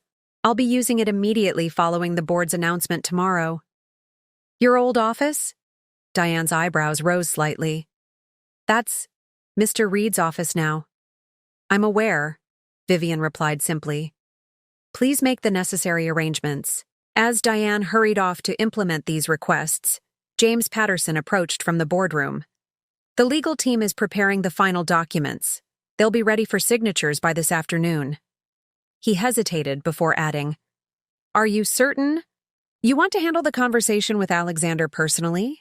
It could be volatile. I'm certain, Vivian confirmed. Some conversations need to happen face-to-face. The hours before Alexander's arrival passed in a whirlwind of activity. Vivian met with the financial team to get real-time data on Meridian's position. She reviewed the employee roster, noting who remained from her era and who had been brought in by Alexander. She studied the most recent product development plans, quickly identifying strengths to maintain and weaknesses to address. Throughout these meetings, Vivian maintained absolute professionalism, betraying no hint of personal satisfaction at her imminent return to power. But beneath this composed exterior, she was acutely aware of the approaching moment when she would face Alexander directly, not as his discarded wife and partner, but as the person who now held his professional fate in her hands. At precisely 1:55 p.m., Vivian positioned herself in Conference Room A, adjacent to the main boardroom where Alexander was scheduled to meet with Patricia and several other board members at 2 down. Through the glass walls, she could observe without being immediately visible, giving the board time to deliver the initial news before she joined the conversation. Alexander arrived at 2:10, his characteristic 10 minutes late, a power move he had always employed to remind others of his perceived importance. From her vantage point, Vivian could see him clearly. The same confident stride, the same perfectly tailored suit, the same practiced smile as he greeted the board members. He seemed entirely unaware of the professional execution he was walking into. Even from a distance, Vivian could pinpoint the exact moment when Alexander realized something was wrong. His posture stiffened, the smile froze, and then disappeared. His hand that had been gesturing emphatically dropped to his side. Patricia was speaking, her expression grave. The other board members watching Alexander's reaction with careful neutrality. Alexander suddenly stood, his movement so abrupt that his chair rolled backward and hit the wall behind him. He was speaking rapidly, his gestures becoming more animated as Patricia continued to deliver what was clearly unwelcome news. Though Vivian couldn't hear the words, the body language told the story clearly. Denial, anger, attempted negotiation, all cycling through in quick succession. Patricia glanced toward Conference Room A, the prearranged signal that indicated it was time for Vivian to join them. With a deep breath, she gathered her materials and walked the short distance to the boardroom, her heels clicking rhythmically on the polished floor in a steady cadence that matched her heartbeat. When she pushed open the boardroom door, Alexander's back was to her. He was still arguing with Patricia, his voice raised enough that Vivian caught the end of his statement. Completely unacceptable. The board can't possibly think that bringing in outside investors without my approval is anything but a direct violation of— The board's decision is unanimous, Alexander, Patricia interrupted firmly. And the investor isn't an outsider. Not to Meridian. At that moment, Alexander sensed the presence behind him and turned. The sequence of emotions that crossed his face in the next 3 seconds was something Vivian would remember for the rest of her life. Confusion, recognition, disbelief, and finally, a dawning horror as understanding settled in. "Hello, Alexander," Vivian said calmly, moving to the table and placing her portfolio on its polished surface. "It's been a while." Alexander stared at her as if she were an apparition. "What is this?" he demanded, looking from Vivian to Patricia and back again. "What is she doing here?" "Ms. Chen is the CEO of Horizon Capital Partners," Patricia explained with professional detachment. "As I was explaining, the board has accepted Horizon's investment proposal, which includes a leadership change effective immediately." The color drained from Alexander's face as the full implications registered. "This is a joke," he said, though his expression suggested he already knew it wasn't. "Vivian doesn't have the resources or experience to— Horizon Capital Partners has secured $175 million in committed capital," Vivian interrupted, her voice steady. "Our due diligence on Meridian has been thorough, including comprehensive analysis of the failed Vertex merger that has placed the company in its current precarious position." A muscle twitched in Alexander's jaw, a tell Vivian recognized from their marriage, a sign of fury barely contained. "You've been planning this," he said, the accusation barely above a whisper. "All this time, you've been waiting for an opportunity to save the company we built from your mismanagement?" "Yes." Vivian maintained her professional tone despite the personal satisfaction coursing through her. "The non-compete agreement you insisted upon expired yesterday. Horizon's offer was presented to the board this morning. The timing is fortuitous." Alexander turned to Patricia, attempting one last appeal. "This is personal vendetta, not business strategy. Surely the board can see that." "What the board sees," Patricia cut in firmly, "is a company on the verge of financial crisis due to your acquisition strategy and a concrete rescue plan presented by someone with intimate knowledge of Meridian's operations. Ms. Chen's history with the company is an asset in this situation, not a liability." Alexander's gaze swept the room, searching for allies and finding none. The board members who had supported his leadership for years now sat in uncomfortable silence, their loyalties shifted to the company's survival rather than its current CEO. "The terms of your separation are outlined here," Vivian said, sliding a document across the table toward him.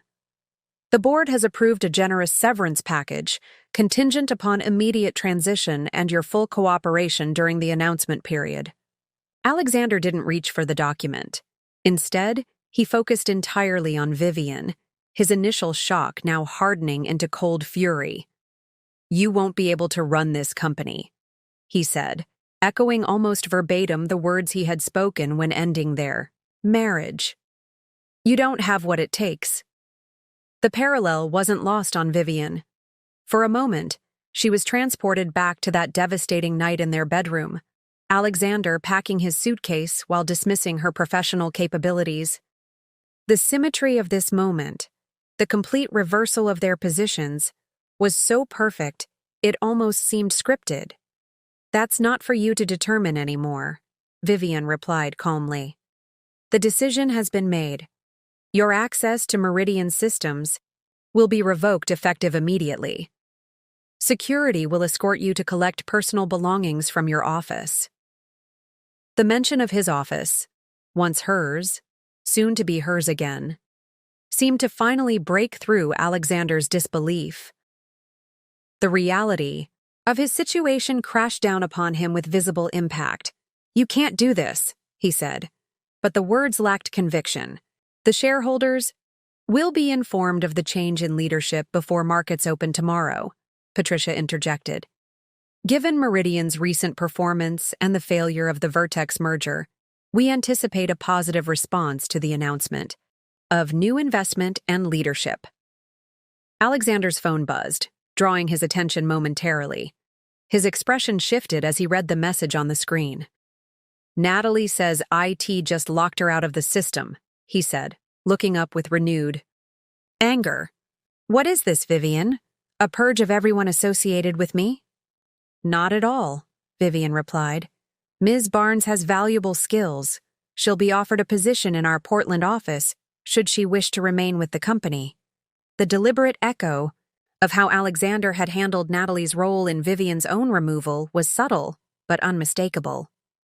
Portland was a secondary office, far from the decision-making center of Seattle. A significant demotion without being an outright termination. Alexander's laugh was bitter. "So that's what this is. Revenge served cold, is that it?" Vivian met his gaze directly. "This isn't about revenge, Alexander. It's about reclaiming what we built together, what you nearly destroyed with your reckless acquisitions and over-leveraging. Meridian is worth saving, even if your position within it isn't." The boardroom fell silent as the former spouses regarded each other across the polished mahogany table. For Vivian, the moment carried none of the vindictive satisfaction she might once have anticipated. Instead, she felt a calm certainty that this outcome was both just and necessary, not merely for her personal redemption, but for the company's survival. "Security is waiting outside," Patricia finally said, breaking the tense silence. "They'll escort you to gather your personal items." Alexander's gaze remained locked on Vivian. "This isn't over," he said quietly. "Actually, it is," Vivian replied with finality. "Goodbye, Alexander." As security personnel entered the boardroom, Alexander finally reached for the separation agreement, tucking it into his suit jacket without reading it. His movements were stiff, mechanical, a man operating on autopilot as his reality reconstructed itself around him. Vivian watched as he was escorted from the room, his tall frame suddenly seeming diminished, his confident stride replaced by halting steps. The parallels to her own departure 2 years earlier were striking. The box of personal items, the revoked access, the watching eyes of colleagues as a once powerful executive was reduced to a departing employee. When Alexander had disappeared from view, Patricia turned to Vivian. "That was intense," she observed, "but handled well." "Thank you," Vivian replied, already refocusing on the tasks ahead. "We should meet with the executive team immediately. They'll need reassurance and clear direction before tomorrow's announcement." As they prepared to address Meridian's leadership team, Vivian's phone buzzed with a message from Eleanor Blackwell. "Contract signed. Funding secured. Congratulations. CEO Chen." The simple text marked the official completion of Vivian's transformation from discarded co-founder to returning savior.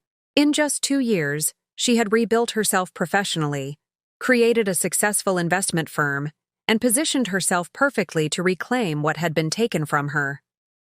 As word of the leadership change spread through Meridian's headquarters, Vivian could feel the atmosphere shifting. Tension gave way to cautious optimism. Uncertainty transformed into possibilities. Employees who had witnessed her departure now watched her return with expressions ranging from shock to relief to undisguised hope. Alexander didn't reach for the document. Instead, he focused entirely on Vivian, his initial shock now hardening into cold fury. "You won't be able to run this company," he said, echoing almost verbatim the words he had spoken when ending their marriage. "You don't have what it takes." The parallel wasn't lost on Vivian. For a moment, she was transported back to that devastating night in their bedroom, Alexander packing his suitcase while dismissing her professional capabilities. The symmetry of this moment, the complete reversal of their positions, was so perfect it almost seemed scripted. "That's not for you to determine anymore," Vivian replied calmly. "The decision has been made.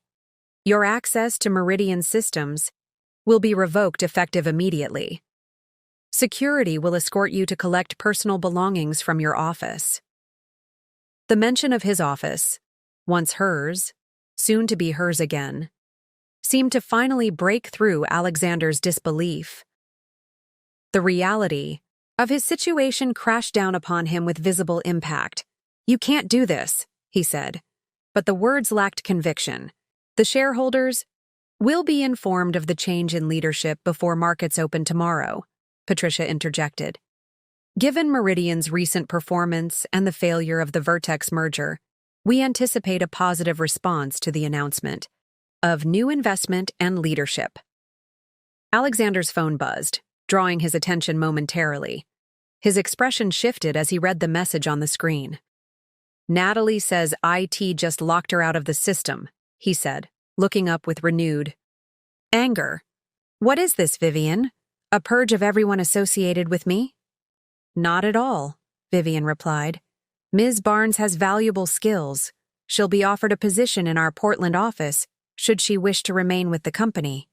The deliberate echo of how Alexander had handled Natalie's role in Vivian's own removal was subtle but unmistakable. Portland was a secondary office, far from the decision-making center of Seattle, a significant demotion without being an outright termination. Alexander's laugh was bitter. "So that's what this is. Revenge served cold, is that it?" Vivian met his gaze directly. "This isn't about revenge, Alexander. It's about reclaiming what we built together, what you nearly destroyed with your reckless acquisitions and over-leveraging. Meridian is worth saving, even if your position within it isn't." The boardroom fell silent as the former spouses regarded each other across the polished mahogany table. For Vivian, the moment carried none of the vindictive satisfaction she might once have anticipated. Instead, she felt a calm certainty that this outcome was both just and necessary, not merely for her personal redemption, but for the company's survival. "Security is waiting outside," Patricia finally said, breaking the tense silence. "They'll escort you to gather your personal items." Alexander's gaze remained locked on Vivian. "This isn't over," he said quietly. "Actually, it is," Vivian replied with finality. "Goodbye, Alexander." As security personnel entered the boardroom, Alexander finally reached for the separation agreement, tucking it into his suit jacket without reading it. His movements were stiff, mechanical, a man operating on autopilot as his reality reconstructed itself around him. Vivian watched as he was escorted from the room, his tall frame suddenly seeming diminished, his confident stride replaced by halting steps. The parallels to her own departure 2 years earlier were striking. The box of personal items, the revoked access, the watching eyes of colleagues as a once powerful executive was reduced to a departing employee. When Alexander had disappeared from view, Patricia turned to Vivian. "That was intense," she observed, "but handled well." "Thank you," Vivian replied, already refocusing on the tasks ahead. "We should meet with the executive team immediately. They'll need reassurance and clear direction before tomorrow's announcement." As they prepared to address Meridian's leadership team, Vivian's phone buzzed with a message from Eleanor Blackwell. "Contract signed. Funding secured. Congratulations. CEO Chen." The simple text marked the official completion of Vivian's transformation from discarded co-founder to returning savior. In just 2 years, she had rebuilt herself professionally, created a successful investment firm, and positioned herself perfectly to reclaim what had been taken from her. As word of the leadership change spread through Meridian's headquarters, Vivian could feel the atmosphere shifting. Tension gave way to cautious optimism. Uncertainty transformed into possibilities. Employees who had witnessed her departure now watched her return with expressions ranging from shock to relief to undisguised hope. "Regardless of her choice, I expect all of you to maintain absolute professionalism during this transition. Meridian's culture will be defined by respect, accountability, and performance. starting now. The executives filed out with new assignments and a clear understanding of Meridian's direction under Vivian's leadership. Several lingered to speak with her privately, some expressing support, others asking pointed questions about their department's futures. Vivian addressed each conversation with the same focused attention and strategic clarity she had demonstrated throughout the meeting. By evening, Vivian had completed individual sessions with the finance team, the product development directors, and the sales leadership, all critical components of her stabilization strategy. In each meeting, she demonstrated not just executive authority, but deep understanding of their specific challenges and clear vision for solutions. The market announcement is prepared for 7 a.m. tomorrow, James Patterson informed her as they reviewed final preparations. Financial analysts have been briefed confidentially, and early feedback suggests they view Horizon's investment as a positive development, especially given your history with the company. And our largest clients? Vivian asked, focusing on a critical vulnerability during any leadership transition. The account teams are making personal calls to the top 20 clients this evening, following the script you provided. So far, the responses have been cautiously positive. Several have actually expressed relief that the Vertex merger isn't proceeding. Vivian nodded, checking another item off her mental list. And the employee communication? Company-wide email goes out at 6 a.m., followed by department meetings at 9. The all-hands virtual meeting is scheduled for 11 as you requested. Every detail had been anticipated, every potential point of resistance identified and addressed. This wasn't improvisation. It was the execution of a strategy Vivian had been refining for months, built on her intimate knowledge of Meridian's operations and culture. At 8 p.m., as the Meridian offices gradually emptied, Vivian finally made her way to what had once been her office, then Alexander's, and was now hers again. The space had already been partially transformed, Alexander's personal items removed, the furniture rearranged to its original configuration from her previous tenure. Diane had left a small bouquet of fresh flowers on the desk with a simple note. "Welcome back." The gesture, small but meaningful, was the first moment of the day that threatened Vivian's carefully maintained composure. She sat at the desk, running her hands along its familiar surface, allowing herself a brief moment to absorb the magnitude of what she had accomplished. 2 years ago, she had left this building carrying a box of personal belongings, her professional identity shattered by Alexander's betrayal. Now, she had returned not just to her former position, but to something greater, complete leadership of the company she had helped create, with the authority to implement her vision without compromise. The moment of reflection was interrupted by a soft knock at the door. Eleanor Blackwell entered, taking in the scene with a knowing smile. "Congratulations, CEO Chen," Eleanor said, settling into one of the visitor chairs. "You've executed flawlessly so far." "The real work is just beginning," Vivian replied, already refocusing on the challenges ahead. The market announcement tomorrow is critical, but it's the execution over the next quarter that will determine whether we successfully stabilize Meridian. Eleanor studied her with the shrewd assessment that had made her one of Seattle's most successful venture capitalists. "I've backed dozens of CEOs over the years, but I've rarely seen someone so thoroughly prepared for a leadership transition. You've anticipated every contingency, prepared for every reaction." "I've had 2 years to plan," Vivian acknowledged, "and intimate knowledge of both the company and its former CEO."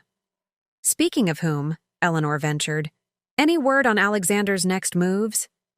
"He's bound by the same non-compete restrictions he once imposed on me," Vivian replied. "Professionally, his options are limited in the immediate term. His reputation in the industry will suffer from Meridian's financial situation and the failed Vertex merger." The symmetry wasn't lost on either. Woman, Alexander now facing the same professional constraints he had once used to sideline Vivian. "And Natalie?" Eleanor asked. "She's requested time to consider the Portland offer," Vivian said.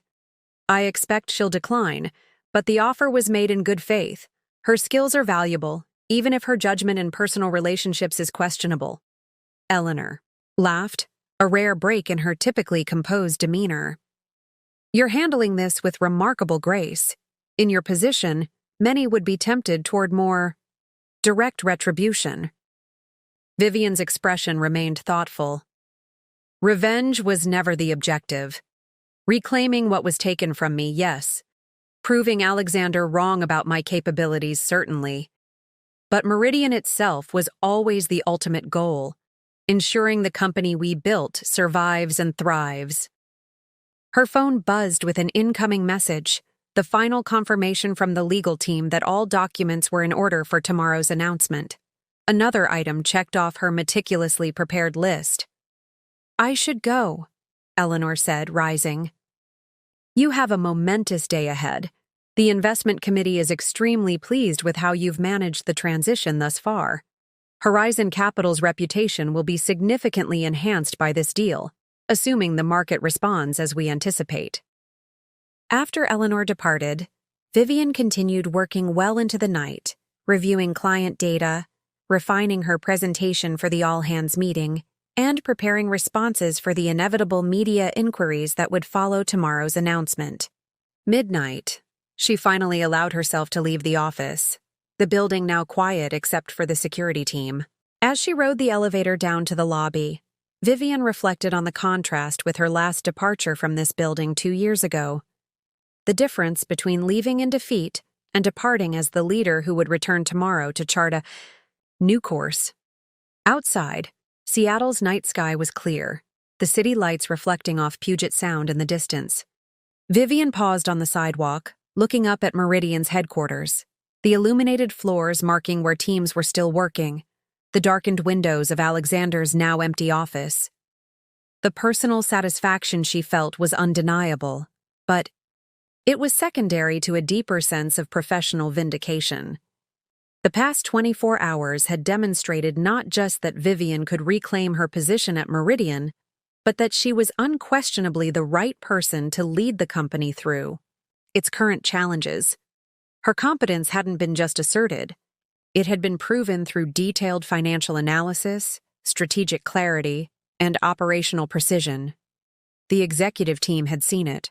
The board had recognized it. Tomorrow, the market and Meridian's employees would witness it as well. As Vivian drove home, her mind was already mapping out the critical path for the weeks ahead. The immediate crisis had been addressed through Horizon's investment, but sustainable recovery would require fundamental changes to Meridian's operations, culture, and growth strategy. Changes that only someone with Vivian's unique perspective could implement effectively. In the quiet of her car, with Seattle's skyline fading in the rearview mirror, Vivian allowed herself a moment of reflection on the journey that had brought her to this point. The devastation of Alexander's betrayal had indeed been the catalyst for her transformation, but it was her own resilience, strategic thinking, and professional growth that had made this outcome possible. Alexander had once told her she lacked the ruthlessness necessary for business success. What he had failed to recognize was that true leadership wasn't about ruthlessness, but about persistence, vision, and the capacity to build rather than simply acquire. These were the qualities Vivian had demonstrated not just in reclaiming her position at Meridian, but in how she planned to save the company from the very vulnerabilities Alexander's leadership had created. Tomorrow would bring new challenges: skeptical, analysts to convince, nervous employees to reassure, strategic changes to implement. But tonight, as CEO Vivian Chen prepared for her first official day leading Meridian Enterprises, she did so with the absolute confidence of someone who had proven not just that she could survive betrayal, but that she could transform it into the foundation for her greatest professional triumph. The announcement of Vivian Chen's return to Meridian Enterprises as CEO created waves that extended far beyond the company's Seattle headquarters.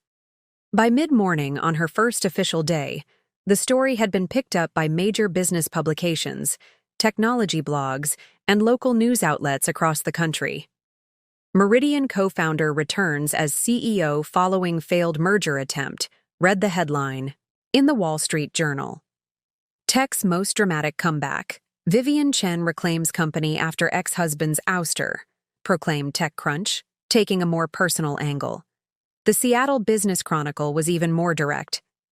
Meridian's prodigal founder returns to save company from ex-husband's missteps. Meridian's stock, which had been in steady decline for months, jumped 31% in the first hour of trading following the announcement.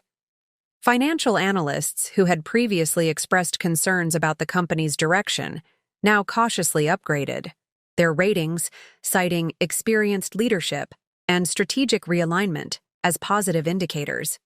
Inside Meridian's headquarters, the ripple effects of the leadership change manifested in more personal ways. Employees gathered in small groups, discussing the dramatic developments with a mixture of shock, excitement, and in some cases, concern about what the change might mean for their own positions. "I was here when she left 2 years ago," a veteran developer explained to newer colleagues in the break room. "It was awful. She built half our core systems, and suddenly she was gone with no explanation. Alexander changed everything after that." "Is it true they were married?" asked a young UX designer who had joined during Alexander's tenure. "Married and co-founders," confirmed a project manager. "They built Meridian together from nothing. Then he left her for Natalie and pushed her out of the company." "And now she's back as his boss," the designer marveled. "That's some serious karma." Similar conversations echoed throughout the building as employees processed the implications of this corporate and personal drama. For many who had worked under Alexander's increasingly erratic leadership, Vivian's return represented hope for stability and a return to the company's original values. For others, particularly those hired during Alexander's sole leadership, it created uncertainty about their future in a reorganized Meridian. The all-hands meeting at 11 a.m. did much to address these concerns. Vivian stood on the auditorium stage, facing nearly 800 employees in person and virtually, her composure and clarity providing a stark contrast to Alexander's recent communications, which had grown increasingly defensive as Meridian's challenges mounted. "Many of you know me," she began, "though many others have joined Meridian since my departure 2 years ago. To both groups, I want to emphasize a single point. Today marks not just a change in leadership, but a recommitment to the foundational principles that made Meridian successful in the first place: technical excellence, financial sustainability, and a corporate culture that values both innovation and pragmatism." For the next 30 minutes, Vivian outlined her vision for Meridian's future, acknowledging the company's current challenges while presenting a clear path forward. She was transparent about the necessary changes ahead, including the termination of the Vertex merger and a comprehensive review of recent acquisitions, while reassuring employees that these changes were aimed at strengthening Meridian, not dismantling it. "I've spent the past 2 years observing this industry from a different perspective," she explained. "That perspective, combined with my historical knowledge of Meridian's operations, gives me confidence that we can address our current challenges and emerge stronger for having faced them." The employee response was overwhelmingly positive, with spontaneous applause interrupting her several times. The chat function in the virtual broadcast scrolled with messages of support and questions about specific initiatives, many expressing relief at the change in direction. By afternoon, the ripple effects had extended to Meridian's client base. Account managers reported enthusiastic responses from customers who had grown concerned about service quality and product development under Alexander's leadership. Westfield Financial just called to reinstate their enterprise contract, reported Samantha Okafor, head of client services, during the afternoon executive briefing. They specifically cited the leadership change as the deciding factor. 3 other major accounts that were on the fence have requested meetings with Vivian directly. The positive momentum continued throughout the day, but not all ripples were favorable. Shortly after markets closed, Vivian received word that Natalie Barnes had declined the Portland position and instead accepted a role at Vertex Solutions, the very company whose merger with Meridian had recently failed. That's concerning, James Patterson observed when Vivian shared this development during their end-of-day meeting. She knows a lot about our internal operations, client relationships, and strategic plans. She does, Vivian agreed. But most of her knowledge pertains to Alexander's strategy, which we're already moving away from. Still, legal should prepare for potential confidentiality concerns. More concerning was the news that arrived via Meridian's legal team late that evening. Alexander had retained Martin Coleman, a high-profile attorney known for aggressive wrongful termination lawsuits. The implied threat was clear. Alexander was not accepting his removal gracefully. "Let him try," Vivian said when informed of this development. "The board's decision is well documented and entirely justified given Meridian's performance under his leadership. His own financial disclosures to the board will be his undoing if he pursues this." The external ripples continued to spread throughout the week following Vivian's return. Industry blogs speculated about the personal drama behind the corporate shakeup. Financial analysts published detailed assessments of Meridian's prospects under new leadership. Competitors reached out to key Meridian clients, hoping to capitalize on the transition period. More unexpected were the ripples within Seattle's tech community, particularly among women in leadership positions. 3 days after the announcement, Vivian received an invitation to speak at an upcoming Women in Tech conference, the note including a personal message from the organizer. "Your return to Meridian sends a powerful message about resilience and second acts in this industry. We'd be honored to have you share your journey." Similar invitations followed: podcast interviews, panel discussions, keynote opportunities, all focused on Vivian's remarkable professional resurrection.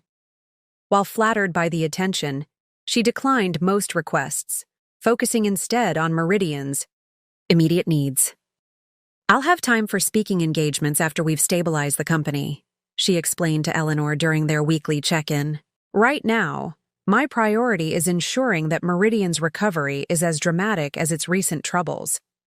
1 week into Vivian's tenure as CEO, the most significant ripple effect became apparent in Meridian's internal operations.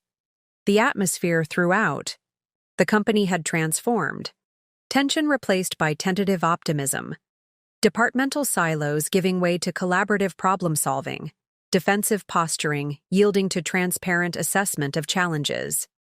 "It's like someone opened all the windows in a stuffy room," observed David Chen, a product director who had worked at Meridian since its early days. "People are talking to each other again, sharing ideas instead of hoarding information for political advantage. It's how things used to be before." He trailed off, but Vivian understood the unspoken reference to Alexander's leadership style, which had increasingly fostered competition rather than collaboration among teams. The ripple effects extended beyond Meridian to Vivian's personal life as well. Friends who had supported her through the devastating period following Alexander's betrayal now celebrated her triumphant return. Family members who had worried about her during those dark days expressed pride in her resilience. "Mom would have loved to see this," Vivian's brother Michael told her during a rare dinner together, referencing their mother who had passed away the previous year. Her daughter running the company she helped build, proving all the doubters wrong. "She always said you were the strongest of all of us." The observation touched Vivian deeply. Her mother had been her most steadfast supporter during the aftermath of Alexander's betrayal, never doubting that Vivian would find her way forward. That she hadn't lived to see this vindication was perhaps the only bittersweet note in Vivian's otherwise complete triumph. 2 weeks into her leadership, Vivian received an unexpected communication that represented perhaps the most surprising ripple effect of all. An email from Brandon Torres, CEO of Vertex Solutions, the company whose merger with Meridian had collapsed, catalyzing the chain of events that led to Alexander's removal. "I understand Natalie Barnes has joined your team," Vivian noted during the video call that followed Torres's email. "An interesting choice, given her history with Meridian." Torres smiled diplomatically. "Ms. Barnes brings valuable insights about enterprise client needs, but that's not why I wanted to speak with you. He explained that with Alexander's departure, Vertex was interested in exploring a different type of relationship with Meridian, not a merger, but a strategic partnership, focused on complementary product offerings. The merger Alexander proposed never made sense, Torres admitted. It was driven by ego rather than sound business strategy. But there are legitimate synergies between our companies that could benefit both, if approached differently. The conversation revealed yet another dimension of Alexander's failed leadership. His aggressive acquisition strategy had alienated potential partners who might otherwise have been valuable allies. Vivian promised to consider Torres's proposal once Meridian's immediate stabilization was complete. Another potential positive outcome arising from the leadership change. Perhaps the most profound ripple effect, however, was one that few outside Vivian's inner circle ever witnessed. Late one evening, 3 weeks after taking the helm at Meridian, Vivian sat alone in her office, reviewing the latest financial projections. The immediate crisis had been averted through Horizon's investment, and the company was showing early signs of recovery under her leadership. Alexander nodded, a muscle working in his jaw as he gathered his thoughts. "I've also dissolved my relationship with Natalie," he added, the personal revelation unexpected in this setting. It turns out our compatibility was largely situational. Vivian absorbed this information without visible reaction, though she couldn't help wondering if Natalie's decision to join Vertex had precipitated this development, or vice versa. Either way, it represented another unraveling of the life Alexander had chosen over their marriage. "I'm telling you this not to seek sympathy," Alexander continued, "but because I owe you the truth, at minimum. The choices I made, personally and professionally, have had consequences I didn't anticipate." The understatement was almost laughable. His decision to leave Vivian for Natalie and push her out of Meridian had set in motion the very sequence of events that led to his current predicament: professionally sidelined, personally isolated, and sitting in what had once been his office, as a visitor requiring security escort. "What is it you want, Alexander?" Vivian asked, cutting through the carefully constructed preamble to the heart of the matter.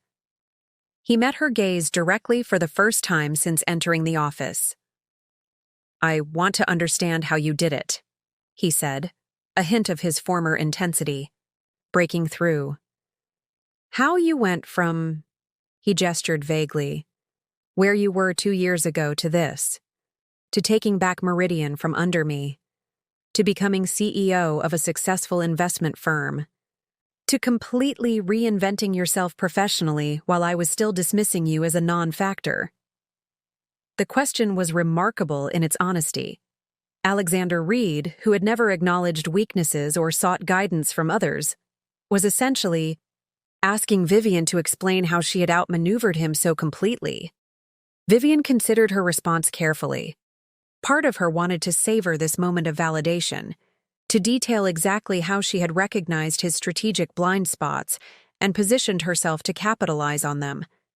But something in his expression, a genuine bewilderment that bordered on vulnerability, made her choose a different approach. "I had no choice but to reinvent myself," she said finally. "You took everything that defined me professionally, my role at Meridian, my connection to the company we built together, my identity in the industry. What remained was just me, my skills, my knowledge, my capacity to begin again." She stood, moving to the window that overlooked the Seattle skyline before continuing. "When you have nothing left to lose, you gain a certain clarity. Every decision I made after leaving Meridian was focused on creating something new rather than reclaiming something lost. Horizon Capital wasn't built as a vehicle for revenge. It was built because I recognized an opportunity in the market for the specific expertise I could provide." Alexander listened intently, his expression suggesting he was genuinely trying to understand. "And acquiring Meridian? That wasn't about revenge?" Vivian turned back to face him. Meridian was a distressed asset with strong fundamentals being mismanaged toward insolvency. It was exactly the type of opportunity Horizon was, created to identify and address. That I had personal history with the company made the analysis more accurate, not less valid. She returned to her seat, meeting his gaze directly. Would another investor have stepped in if Horizon hadn't? Possibly. Would they have understood Meridian's potential as thoroughly as I did? Unlikely. My history with this company was a competitive advantage in recognizing both its vulnerabilities and its unrealized value. Alexander absorbed this, his expression a complex mixture of respect and residual defensiveness. You make it sound inevitable, as if I was destined to fail and you to succeed. Not destined, Vivian corrected, but predictable, given our respective approaches. You pursued growth at any cost, leveraging the company beyond sustainable levels, to fuel acquisition after acquisition. I advocated for strategic growth balanced with operational excellence. The market ultimately confirmed which approach was sound. The assessment was clinical rather than accusatory, but Alexander flinched, slightly nonetheless. The board supported my strategy, he noted, a final attempt at justification. The board wasn't provided with complete information, Vivian countered. The financial reports they received obscured the true extent of Meridian's leverage and the underperformance of acquired companies. That reality would have emerged eventually, with or without my involvement. Alexander fell silent, seemingly processing her words. When he spoke again, his tone had shifted from defensive to reflective. We built something remarkable together, he said quietly. Before everything changed. Meridian was the best of both of us. Your technical vision and operational discipline combined with my market instincts and client relationships. The acknowledgement of their former complementary partnership, something Alexander had systematically erased from Meridian's narrative after her departure, caught Vivian by surprise. Yes, we did, she agreed, a hint of the old connection briefly resurfacing between them.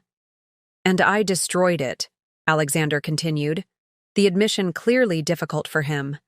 Not just our marriage, but the partnership that made Meridian successful. I convinced myself that I was the visionary, that your caution was holding the company back, that I could replicate our success without your counterbalance. He ran a hand through his hair, a gesture of frustration Vivian remembered from their years together. I was wrong, catastrophically wrong, and not just about Meridian, about you. The admission hung in the air between them, its significance extending beyond business strategy to the personal betrayal that had catalyzed everything that followed. Why are you telling me this? Vivian asked, genuinely curious about his motivation for this unexpected moment of accountability. Alexander seemed to consider the question carefully before responding. Because I need to say it out loud, to you specifically. Because acknowledging the magnitude of my miscalculation is the first step toward whatever comes next for me professionally. And because, he hesitated briefly, because you deserve to hear it after everything. Vivian studied him, trying to discern whether this apparent contrition was genuine or merely a tactical maneuver. The Alexander she had married had been capable of remarkable charm when it served his purposes. But the man before her now seemed stripped of those polished defenses, revealing something more authentic beneath. What has come next for you? She asked. He shrugged slightly, the gesture uncharacteristically uncertain for someone who had always projected absolute confidence about his future. I don't know. The non-compete limits my options in the immediate term. My reputation in the industry has suffered. Several board positions I held have been quietly terminated. The parallel to Vivian's own situation 2 years earlier was striking. The professional isolation, the uncertain future, the painful reassessment of capabilities and options. Alexander was experiencing his own version of the devastation he had once inflicted on her. It isn't easy starting over, Vivian observed, neither gloating nor sympathetic, simply stating a truth they now both understood. "No," Alexander agreed, "but you managed it. Rather spectacularly, in fact." A silence fell between them. Not the tense, angry silence of their boardroom confrontation, but something more contemplative, as two people who had once shared everything now found themselves on opposite sides of a chasm largely of one person's creation. "I should go," Alexander said finally, rising from his chair. "Thank you for seeing me. I know you had no obligation to do so." Vivian stood as well, maintaining the professional distance that now defined their relationship. "What did you hope to gain from this conversation, Alexander?" "Really?" He paused at the door, considering her question with unexpected thoughtfulness. "Closure, perhaps. Understanding. Or maybe just the chance to look you in the eye and acknowledge that you proved me wrong in every possible way." It was, perhaps, the most honest thing he had said to her in years, an unvarnished recognition of how completely his assessment of her had been proven wrong. Not just her business acumen, which he had dismissed, but her resilience, strategic thinking, and capacity for transformation. "I appreciate your candor," Vivian replied after a moment. "It's something that was often missing in our later years together." Alexander nodded, accepting the gentle rebuke. "For what it's worth, I'm not contesting the divorce settlement either. My attorney advised fighting for a larger share given Meridian's increased valuation under your leadership, but that seemed—" He searched for the right word. "Inappropriate, given the circumstances." "Thank you for that," Vivian said, genuine appreciation in her voice for this unexpected reasonableness. Alexander lingered at the threshold, seemingly reluctant to end the conversation despite having said what he came to say. "The industry gossip says you're implementing a complete restructuring of Meridian's acquisition strategy and reversing most of my major initiatives." "Not all," Vivian corrected. "But yes, we're pivoting toward sustainable growth rather than expansion at any cost. The market has responded favorably." "I've noticed," he said wryly. "My remaining Meridian shares are finally worth something again." The acknowledgement of her success in stabilizing the company he had nearly driven to failure was clearly difficult for him, but Vivian recognized the effort it represented, an admission that her approach had been right all along. "I should let you get back to your day," Alexander said, straightening his shoulders slightly, a gesture Vivian recognized as his attempt to reclaim some dignity. "Thank you again for seeing me." As he turned to leave, Vivian found herself calling after him. "Alexander," he paused, looking back with a question in his eyes. "The non-compete expires in 17 months, she said. "You're still a capable executive despite recent missteps. There will be opportunities when that restriction lifts." The comment wasn't quite forgiveness, nor was it precisely kindness. It was professional acknowledgement from one business leader to another, recognition that careers in their industry were rarely defined by single failures, no matter how spectacular. Alexander seemed to understand the nature of this unexpected olive branch. "Perhaps," he said, "though I suspect I have some significant reassessment to do before then." "That," Vivian replied with the hint of a smile, "is something I understand completely." As Alexander was escorted from the executive floor by security, Vivian returned to her desk, the encounter having affected her more than she had anticipated. There was no satisfaction in seeing him diminished, no vindication in his acknowledgement of her superior judgment. What she felt instead was a complex mixture of closure and recognition. Two people who had once shared everything, now acknowledging the truth of their separate paths and the consequences of choices made. Her phone buzzed with a message from Eleanor.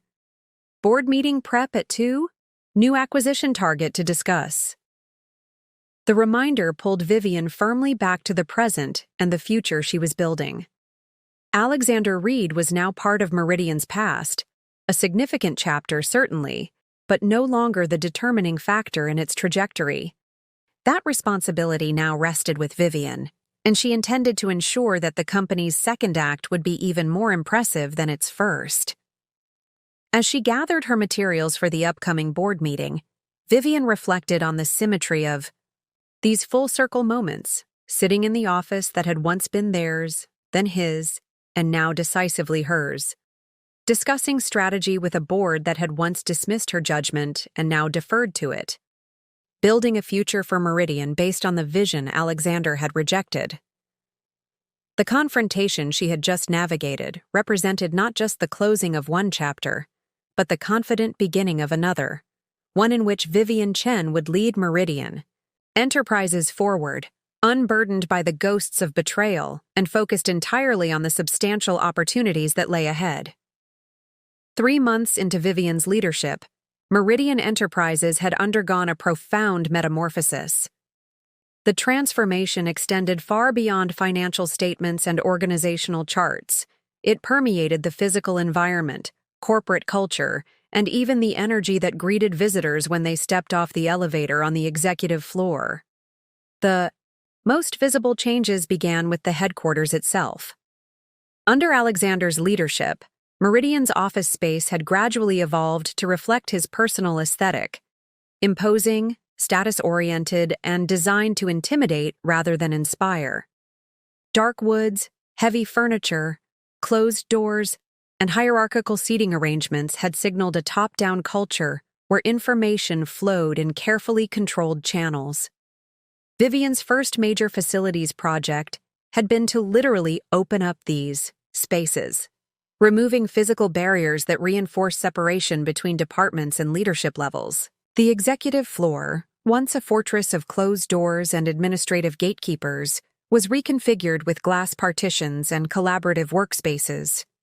Vivian's own office remained, but with transparent walls and a policy that prioritized accessibility over executive isolation. The environmental changes aren't just cosmetic, Vivian explained to the executive team as construction crews transformed the space around them. Physical barriers reinforce psychological ones. How we arrange our workspace directly influences how we think about collaboration, information sharing, and organizational hierarchy. The transformation extended to the technology development floors as well. The rigid cubicle structure that Alexander had gradually imposed was replaced with a more flexible arrangement of team pods, quiet focus areas, and communal spaces designed to facilitate both concentration and collaboration as needed. "I can't believe the difference," remarked Raj Patel, a senior developer who had been with Meridian since before Vivian's departure. Under Alexander, it felt like we were working in isolation chambers. Ideas stayed trapped in individual departments. Now it feels like ideas can breathe and evolve across boundaries again. The physical redesign was backed by substantial technology upgrades, another area that had stagnated under Alexander's leadership, as resources were diverted to acquisitions rather than infrastructure. Vivian authorized a comprehensive overhaul of Meridian's internal systems, prioritizing tools that facilitated collaboration, transparent project tracking, and cross-functional communication. But perhaps the most profound environmental transformation was in the intangible atmosphere that permeated Meridian's offices, the nervous tension that had characterized Alexander's final year, when employees carefully guarded information, avoided challenging leadership directives, and focused on political survival rather than innovation, had dissipated remarkably quickly. In its place emerged a renewed energy, a sense of possibility that longtime employees recognized from Meridian's early days when Vivian and Alexander had led as true partners. The difference was palpable to anyone who had experienced both eras. "It's like we can breathe again," observed Diane Matthews during a check-in with Vivian. "People are excited to come to work. They're volunteering ideas in meetings instead of waiting to be called on. They're collaborating across departments without being forced to." This cultural shift wasn't accidental. Vivian had deliberately modeled the behaviors she wanted to see throughout the organization. Asking questions rather than issuing directives, acknowledging uncertainty where it existed rather than projecting false confidence, and explicitly, valuing diverse perspectives in decision-making processes. The transformation extended to Meridian's meeting culture as well. The lengthy, presentation-heavy sessions that had become standard under Alexander's leadership were replaced by focused discussions with clear objectives and broad participation. Status meetings were conducted via collaborative documents rather than time-consuming in-person updates. And most significantly, dissenting opinions were not merely tolerated, but actively encouraged. "I need people who will tell me when I'm wrong," Vivian explained during an all-hands gathering 2 months into her tenure. The greatest risk to any organization is leadership that hears only what it wants to hear. That's how we ended up with the Vertex merger disaster. This explicit commitment to intellectual honesty resonated throughout Meridian, particularly with employees who had witnessed Alexander's increasing intolerance for perspectives that challenged his vision. The result was the environmental transformation, not just in physical space, but in the conversational space where ideas were exchanged and decisions made. The effects of these changes became evident in unexpected ways. Employee sick days decreased by 22% compared to the same quarter the previous year. Applications for internal transfers, often an indicator of departmental dysfunction, dropped by 68%.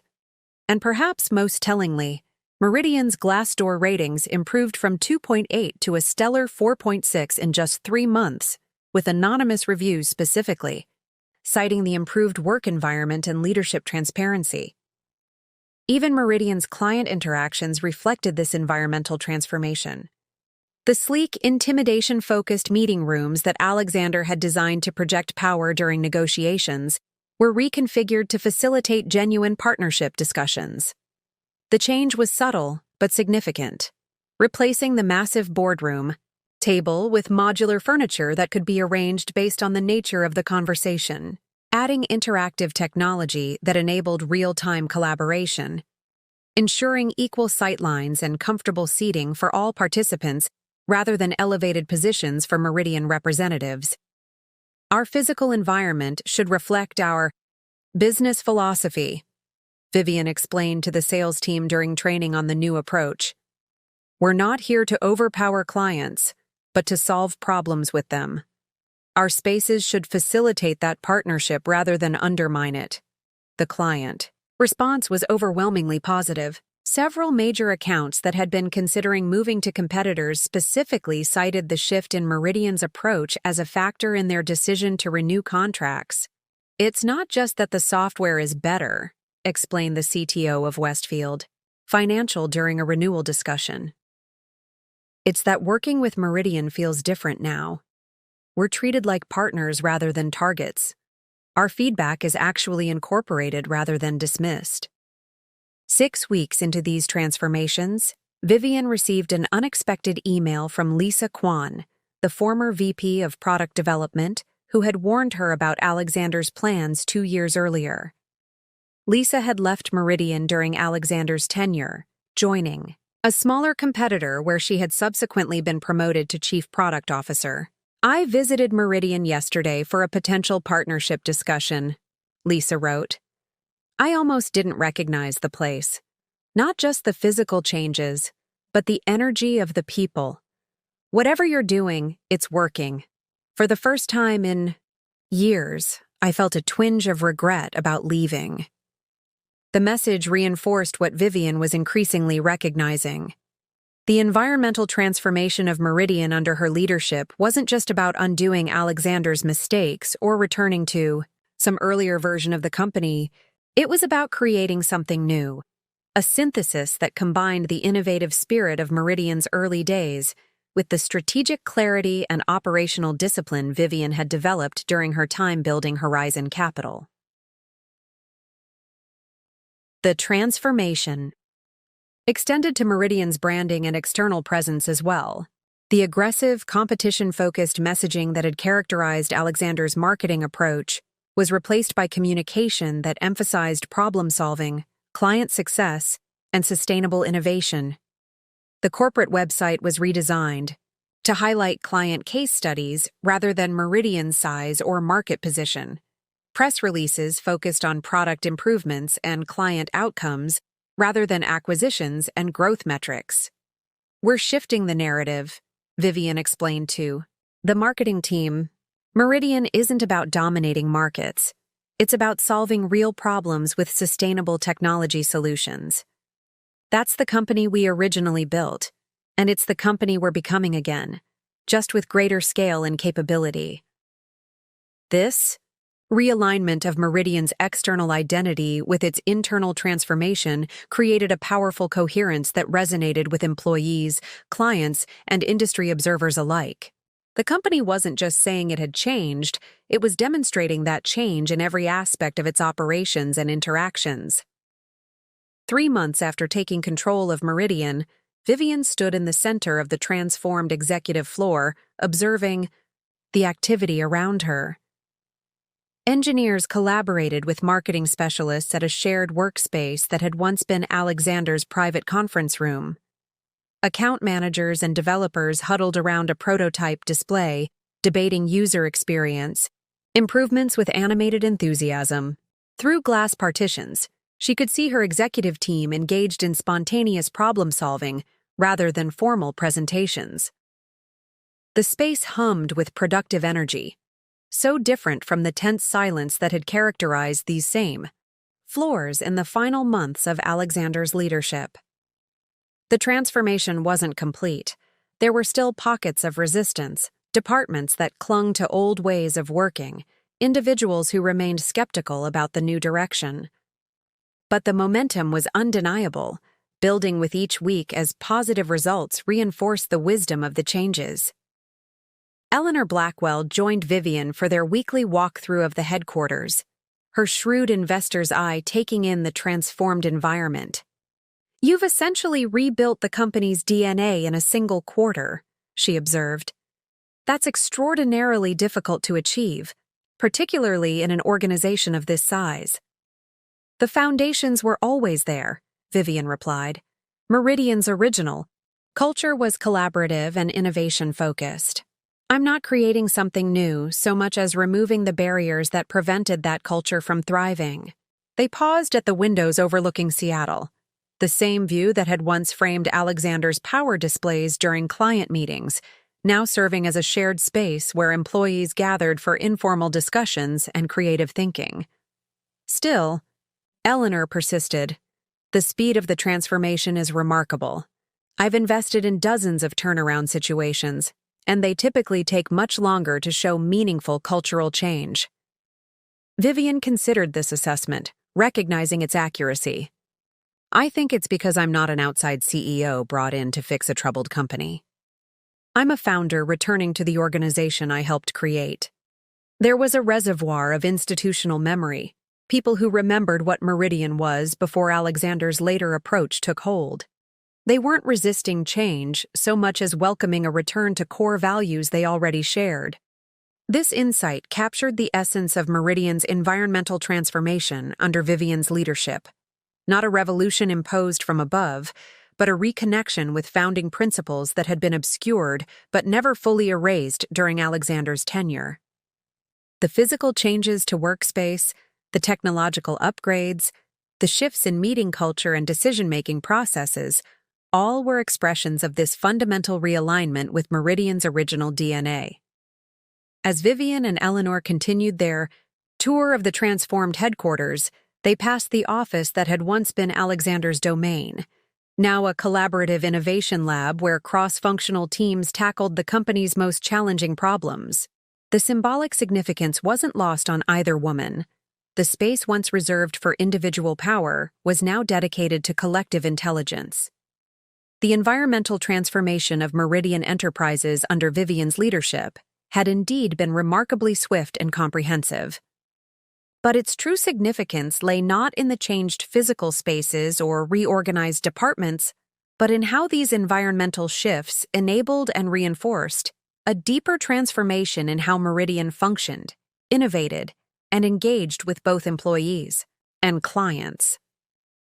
This was no mere cosmetic renovation, but a fundamental reimagining of what Meridian could be, a vision that Vivian had carried with her through the darkest days after Alexander's betrayal, and was now bringing to life with the full resources and authority of her position as CEO.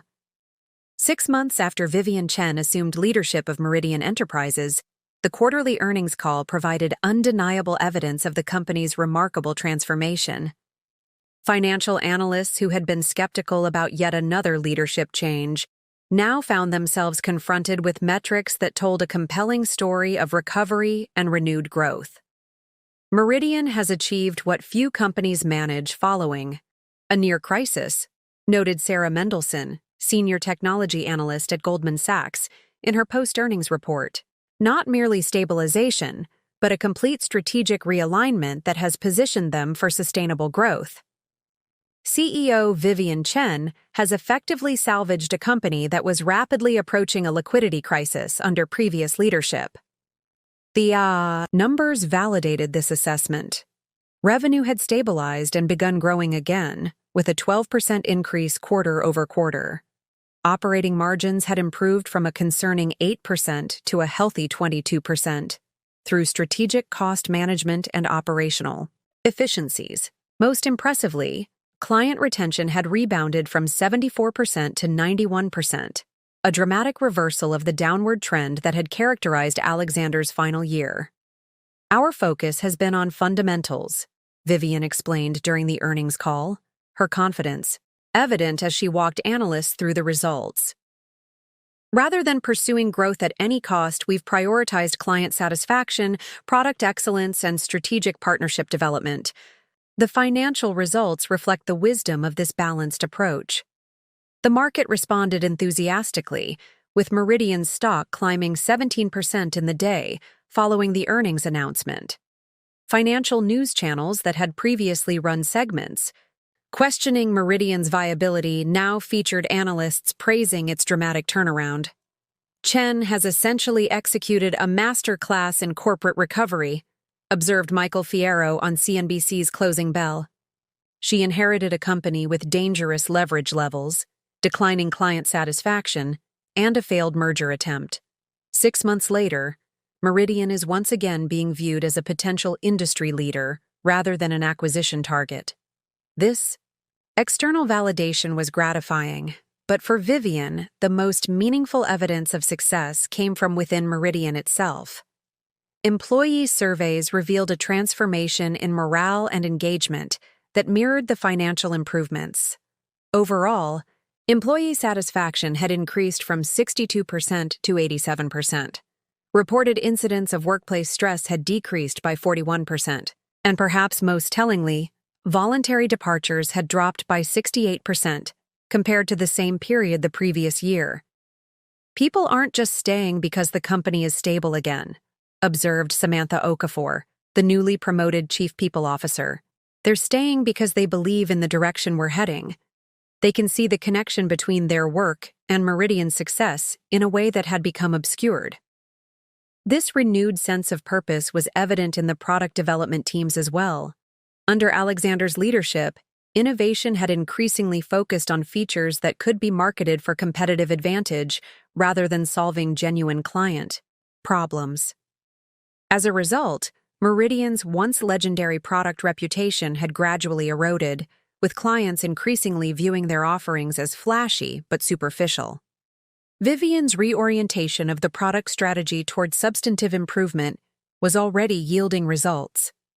The latest release of Meridian's flagship enterprise management platform had received the highest client satisfaction ratings in 3 years. Industry reviewers noted the software's improved performance, intuitive design, and thoughtful integration of features that addressed long-standing client pain points. "It's like they're actually listening to us again," remarked the CIO of Barton Healthcare, a major Meridian client who had been considering switching providers before Vivian's return. The latest update addressed issues we've been raising for years that were repeatedly deprioritized under the previous leadership. Perhaps the most convincing evidence of Meridian's successful transformation came in the form of client acquisition and retention metrics. Under Alexander's leadership, the sales team had been incentivized to focus almost exclusively on new client acquisition, often at the expense of maintaining relationships with existing clients. The result had been an expensive churn cycle, with new clients being signed at premium rates, while established customers quietly departed. Vivian had restructured both the sales strategy and compensation model to prioritize long-term client partnerships over short-term acquisition metrics. The results were remarkable. Not only had client retention improved dramatically, but the cost of sales had decreased by 31% as more business came through referrals and expanded engagements with existing clients. We're no longer selling to clients. We're solving problems with them, explained Marcus Rodriguez, the newly appointed Chief Revenue Officer who had previously worked with Vivian during Meridian's early days. That fundamental shift in approach has transformed how our clients view their relationship with Meridian, from vendor to partner. This transformation was perhaps best illustrated by the case of Westfield Financial, which had reduced its Meridian contract by 60% during Alexander's final year and had been on the verge of complete departure. 6 months into Vivian's leadership, Westfield had not only restored its original contract value, but had expanded it by an additional 25%, specifically citing Meridian's renewed focus on client success as the determining factor. The Westfield recovery isn't just about revenue, Vivian noted during the executive team's monthly strategy session. It's validation of our entire approach. When we focus on creating genuine value for clients rather than extracting maximum revenue, we actually achieve better financial outcomes. The evidence of success extended to Meridian's competitive position as well. Under Alexander's leadership, the company had increasingly relied on aggressive pricing and marketing tactics to compete, often making promises that the product couldn't fully deliver. The resulting reputation damage had made it increasingly difficult to win deals against more focused competitors. Vivian's strategic reset had repositioned Meridian in the market, emphasizing areas where the company could genuinely claim competitive advantage while being transparent about limitations. This authentic approach, combined with the substantial product improvements, had resulted in a 23% increase in competitive win rate despite less aggressive pricing. We're winning deals we would have lost 6 months ago, observed Raj Patel during a product strategy meeting. And more importantly, we're winning them for the right reasons, because our solution actually addresses the client's needs better than alternatives, not because we discounted deeper or promised features we haven't built yet. The financial markets had taken notice of these substantive improvements. Meridian's credit rating, which had been downgraded to near-junk status during Alexander's acquisition spree, had been upgraded twice in the past quarter. This improvement in creditworthiness had allowed the company to refinance its remaining debt at significantly more favorable terms, creating additional financial flexibility for strategic investments. The credit rating agencies are recognizing what we've seen internally, noted James Patterson during a board update. Meridian isn't just temporarily patched, it's fundamentally stronger than it was before the crisis. That's reflected in our borrowing costs, our stock price, and our ability to attract strategic partners. Indeed, partnership opportunities that had evaporated during Alexander's tenure were now re-emerging, often initiated by the very companies that had previously distanced themselves from Meridian. 3 major technology providers had approached Vivian about integration initiatives, and 2 potential acquisition targets had indicated preference for Meridian over competing offers, specifically citing the company's leadership and cultural alignment. The industry has a long memory, Eleanor Blackwell observed during their weekly update.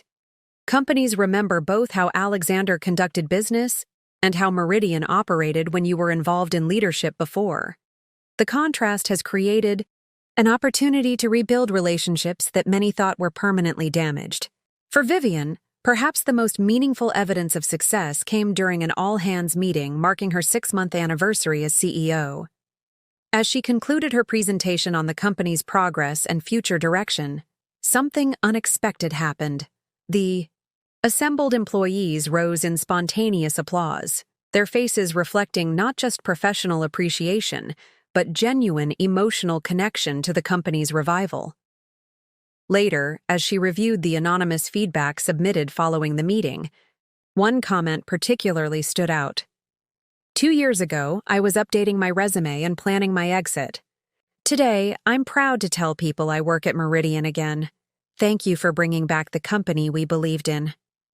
This sentiment was echoed in dozens of similar comments, each reflecting a personal experience of Meridian's transformation under Vivian's leadership.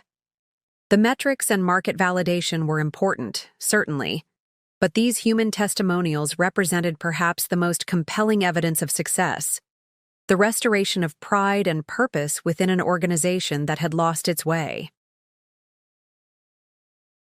As Vivian prepared for the upcoming board meeting, she compiled the comprehensive evidence of Meridian's successful transformation: financial metrics showing sustained improvement, client satisfaction scores reaching record levels, employee engagement metrics reflecting renewed purpose and commitment, product reviews highlighting substantive improvements rather than marketing gloss, partnerships and opportunities that had seemed impossible 6 months earlier.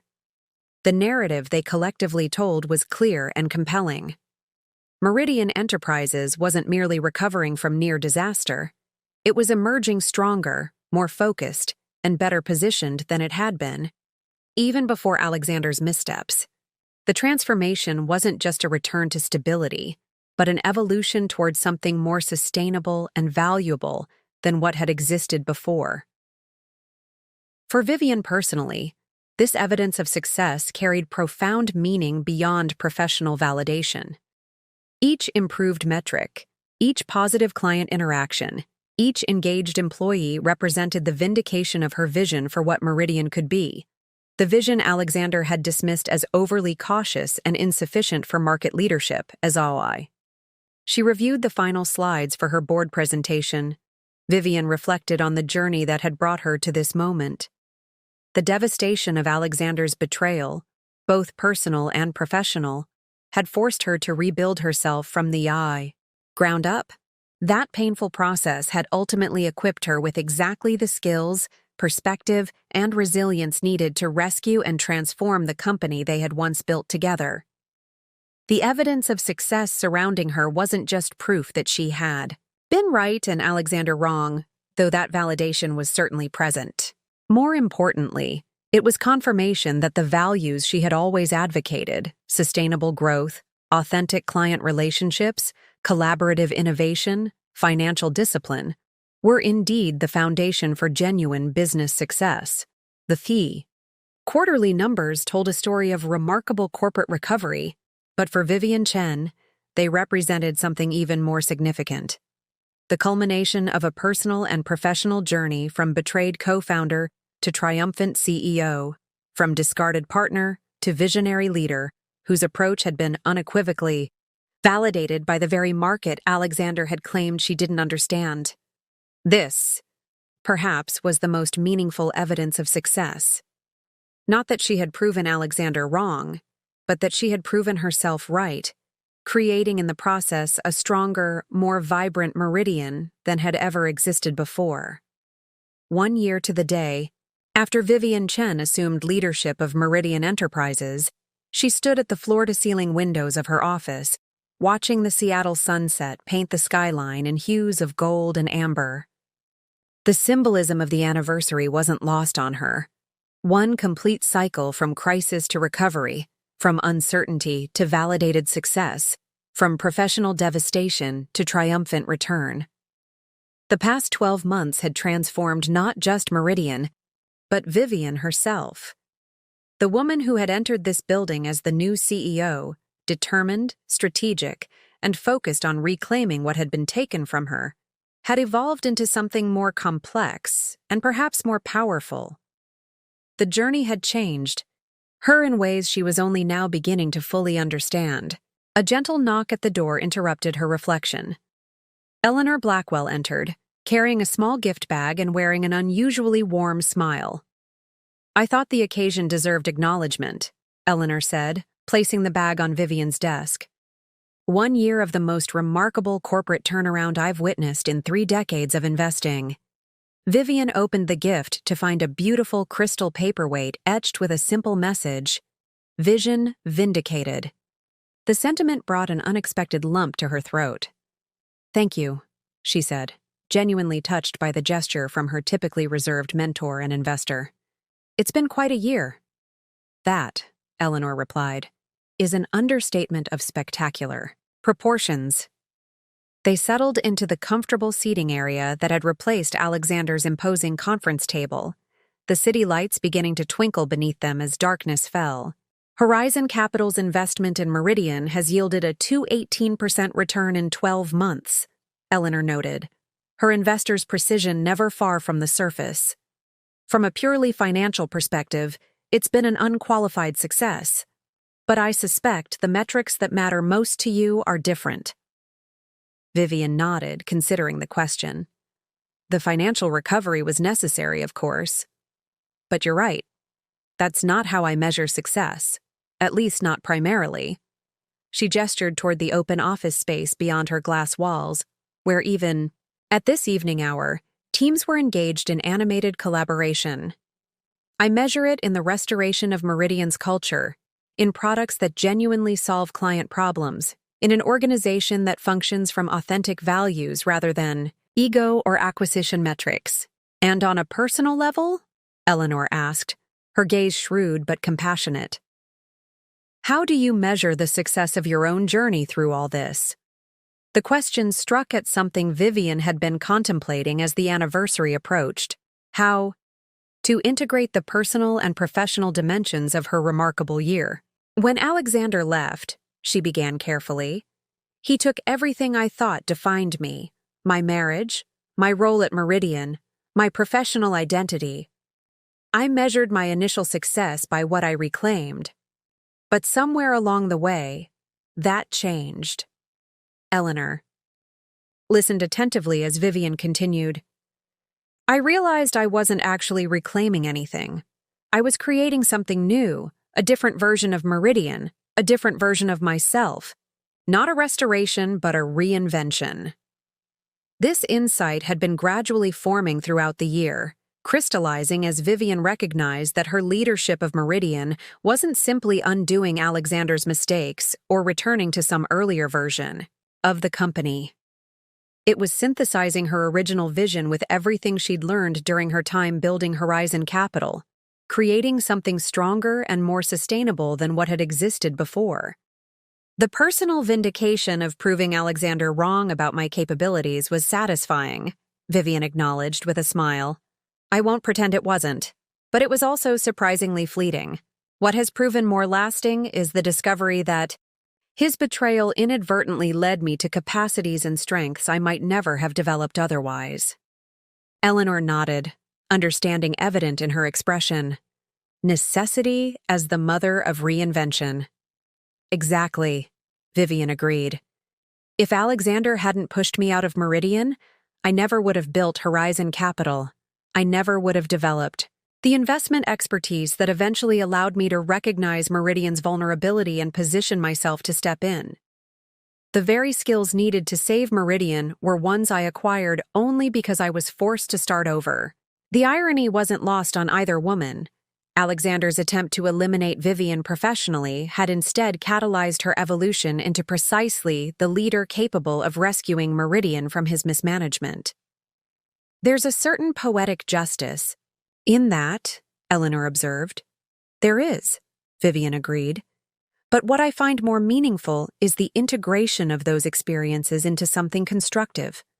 The pain of betrayal transformed into capacity for leadership, the professional setback converted into strategic advantage, the personal loss evolving into independence I might never have claimed otherwise."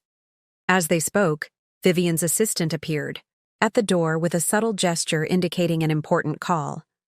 Eleanor rose to leave, squeezing Vivian's shoulder briefly, a rare physical gesture from the typically reserved investor. "You've done something extraordinary here, Vivian. Not just with Meridian, but with your own story. Not many people manage to transform betrayal into triumph so completely." After Eleanor's departure, Vivian took the call, a major client confirming expansion of their Meridian contract to international offices. Another success, another validation of the company's renewed direction under her leadership. When she hung up, Vivian found herself drawn back to the windows, to the cityscape now fully illuminated against the night sky. 1 year ago, she had stood in this same spot, looking out at these same lights, feeling the weight of responsibility for a company in crisis. She had carried with her then the scars of Alexander's betrayal, the determination to prove him wrong, the fire of reclaiming what had been taken from her. Now those motivations had evolved into something more nuanced and perhaps more powerful. The desire to prove Alexander wrong had been satisfied and then transcended, replaced by a vision that had nothing to do with him and everything to do with what Meridian could become under leadership that valued sustainable growth over ego-driven expansion. Vivian's phone buzzed with a text message from James Patterson. Board review packet looks excellent. Looking forward to celebrating the 1-year milestone tomorrow. You've achieved the impossible. The affirmation brought a smile to Vivian's face, but also a moment of reflection on how her relationship with validation had changed over the past year. Early in her return to Meridian, external confirmation of her success had been crucial, evidence that her judgment had been right, that her capabilities were real, that Alexander's dismissal of her potential had been catastrophically wrong. Now, 12 months later, she found herself less invested in external validation and more centered in her own assessment of what mattered. Meridian was thriving not because it proved Alexander wrong, but because Vivian's leadership approach was fundamentally sound, focused on creating genuine value rather than the appearance of success. This shift from external to internal validation represented perhaps the most significant evolution in Vivian's personal journey. The woman who had once been devastated by Alexander's rejection now stood complete in herself, her worth no longer tethered to his or anyone else's assessment. As she gathered her things to leave for the evening, Vivian noticed a small frame on her desk that hadn't been there earlier, clearly another anniversary gift, this one from her executive team. It contained a simple quote attributed to Roman philosopher Seneca: "Difficulties strengthen the mind as labor does the body." The sentiment resonated deeply. The difficulties she had faced, Alexander's betrayal, professional exile, the painful rebuilding of her identity, had indeed strengthened not just her mind, but her entire approach to leadership and life. The labor of transformation, both personal and professional, had produced capacities she might never have developed in more comfortable circumstances. Driving home through Seattle's evening traffic, Vivian reflected on the integration of these seemingly contradictory parts of her journey. The devastation that had once felt like an ending had become the catalyst for a new beginning. The betrayal meant to diminish her had instead expanded her capabilities. The professional exile intended to render her irrelevant had created the conditions for her triumphant return. This integration of apparent opposites, pain and growth, setback and opportunity, ending and beginning, had produced not just Vivian's personal transformation, but Meridian's organizational rebirth as well. The company's culture now reflected this same synthesis, combining the innovative spirit of its founding days with the strategic discipline Vivian had developed during her time building Horizon Capital. Arriving at her downtown apartment, Vivian was greeted by a stunning floral arrangement in the foyer, a gift from her brother Michael with a card that read simply, "Mom would be bursting with pride today. So am I." The personal acknowledgement touched her deeply. Throughout the intense focus on Meridian's transformation, Vivian had maintained close connections with the small circle of family and friends who had supported her during her darkest days after Alexander's betrayal. Their presence in her life represented another form of integration, the balance between professional achievement and personal relationships that she had sometimes neglected during Meridian's early years.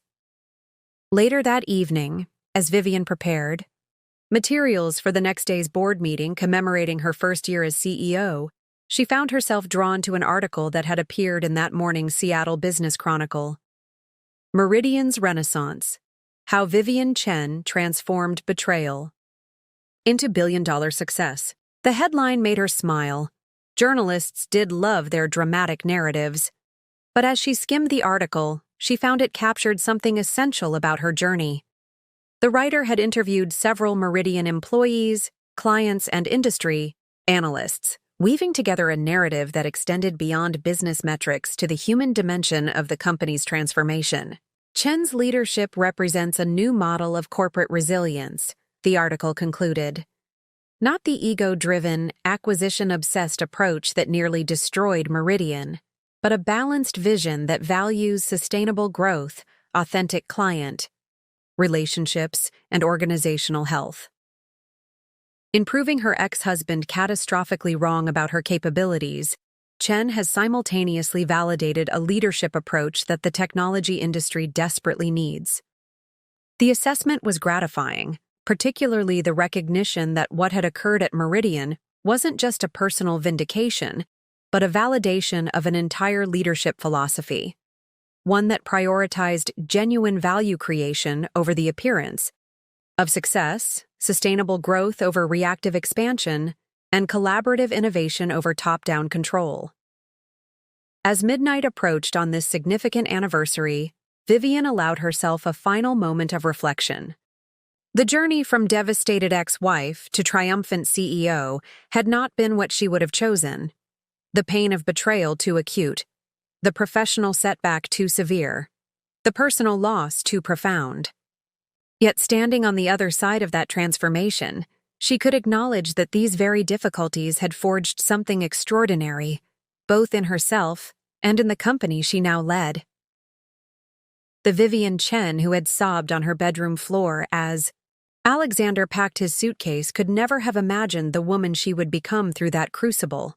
Stronger, certainly, but also more authentic, more purposeful, and paradoxically, more compassionate, even toward Alexander himself.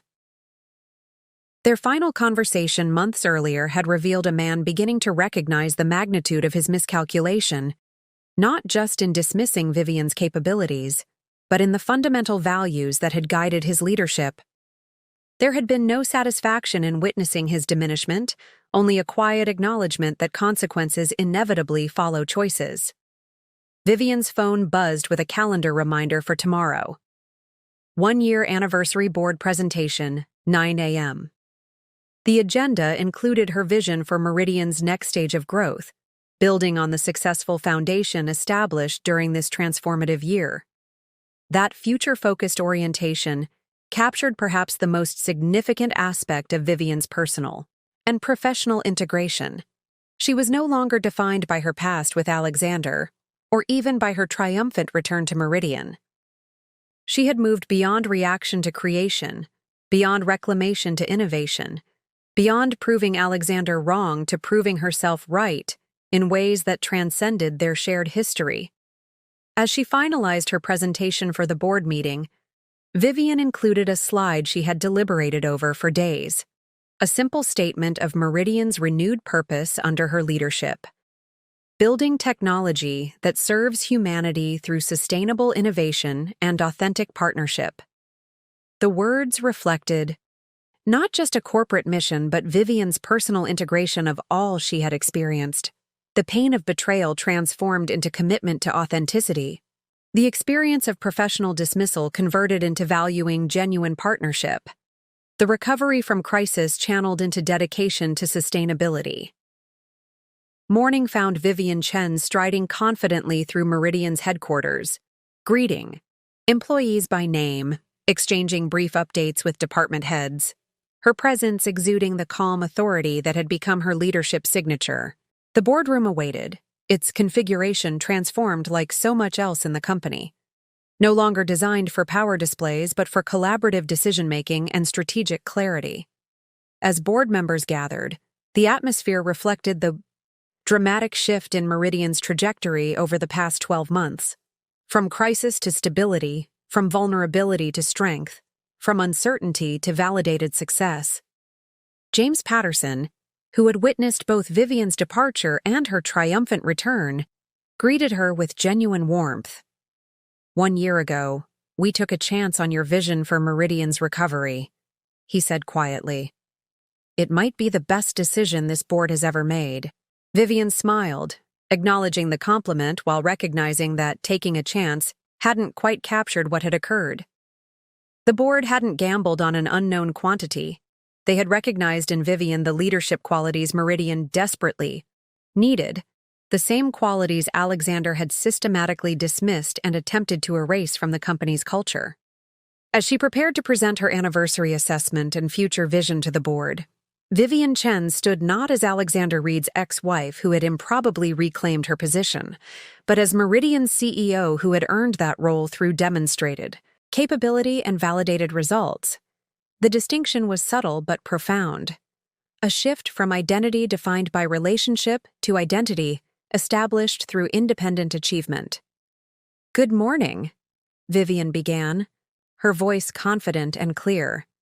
1 year ago, Meridian Enterprises stood at a critical inflection point, facing challenges that threatened its very existence.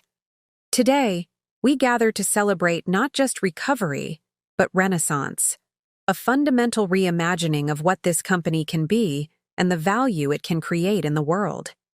As she guided the board through Meridian's remarkable transformation, financial, metrics, client success stories, product innovations, cultural evolution, Vivian recognized that she was simultaneously presenting the narrative of her own journey. The company's integration of apparent opposites, innovative spirit with financial discipline, technical excellence with human-centered design, ambitious vision with sustainable execution, mirrored her personal integration of seemingly contradictory experiences. The betrayal that had once threatened to destroy her had become the catalyst for her greatest achievements. The professional dismissal meant to render her irrelevant had created the conditions for her most significant contributions. The personal loss that had seemed devastating had ultimately led to a more authentic and powerful sense of self. This integration of past and present, pain and purpose, ending and beginning, represented the true culmination of Vivian Chen's extraordinary journey. Not merely surviving betrayal, but transforming it into the foundation for unprecedented success. Not simply reclaiming what had been taken, but creating something far more valuable in its place. Not just proving Alexander wrong, but validating a vision that transcended their shared history and pointed toward a future limited only by imagination and the courage to pursue it. As Vivian concluded her presentation to enthusiastic board approval, she carried within her the quiet certainty that this anniversary marked not just a milestone in Meridian's recovery, but the completion of a personal transformation more profound than any corporate turnaround.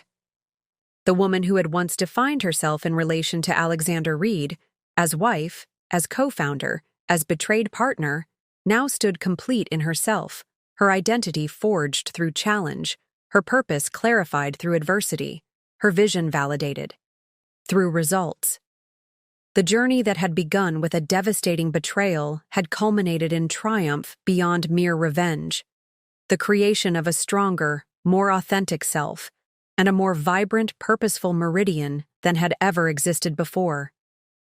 In the end, Alexander's most significant contribution to Vivian's life hadn't been the company they built together, or even the betrayal that shattered her world, but the opportunity that betrayal inadvertently created for her to discover capabilities, purpose, and strength she might never have claimed otherwise.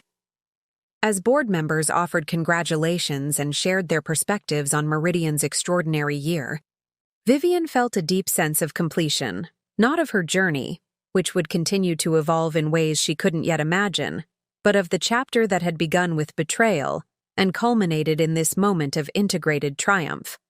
Whatever the future held for Vivian Chen and for Meridian Enterprises, it would be shaped not by reaction to the past, but by vision for the future, not by proving others wrong, but by creating something authentically right.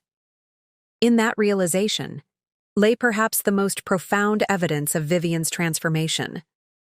She had moved beyond the need for vindication to the freedom of creation, beyond the shadow of betrayal to the light of possibility.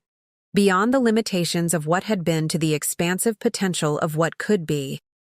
And in that integration of her past experiences with her present purpose and future vision, Vivian Chen had achieved something far more significant than reclaiming a company from the man who had betrayed her. She had claimed a self more powerful, more authentic, and more complete than any external circumstance could diminish or define. That, in the end, was the true measure of her success. Not that she owned the company that had fired her ex-husband, but that she had become a woman whose worth was no longer tied to his or anyone else's assessment. In transforming betrayal into triumph, Vivian had discovered that the most important company to reclaim had been herself. Up next, you've got 2 more standout stories right on your screen. If this one hit the mark, you won't want to pass these up. Just click and check them out. And don't forget to subscribe and turn on the notification bell so you don't miss any upload from us.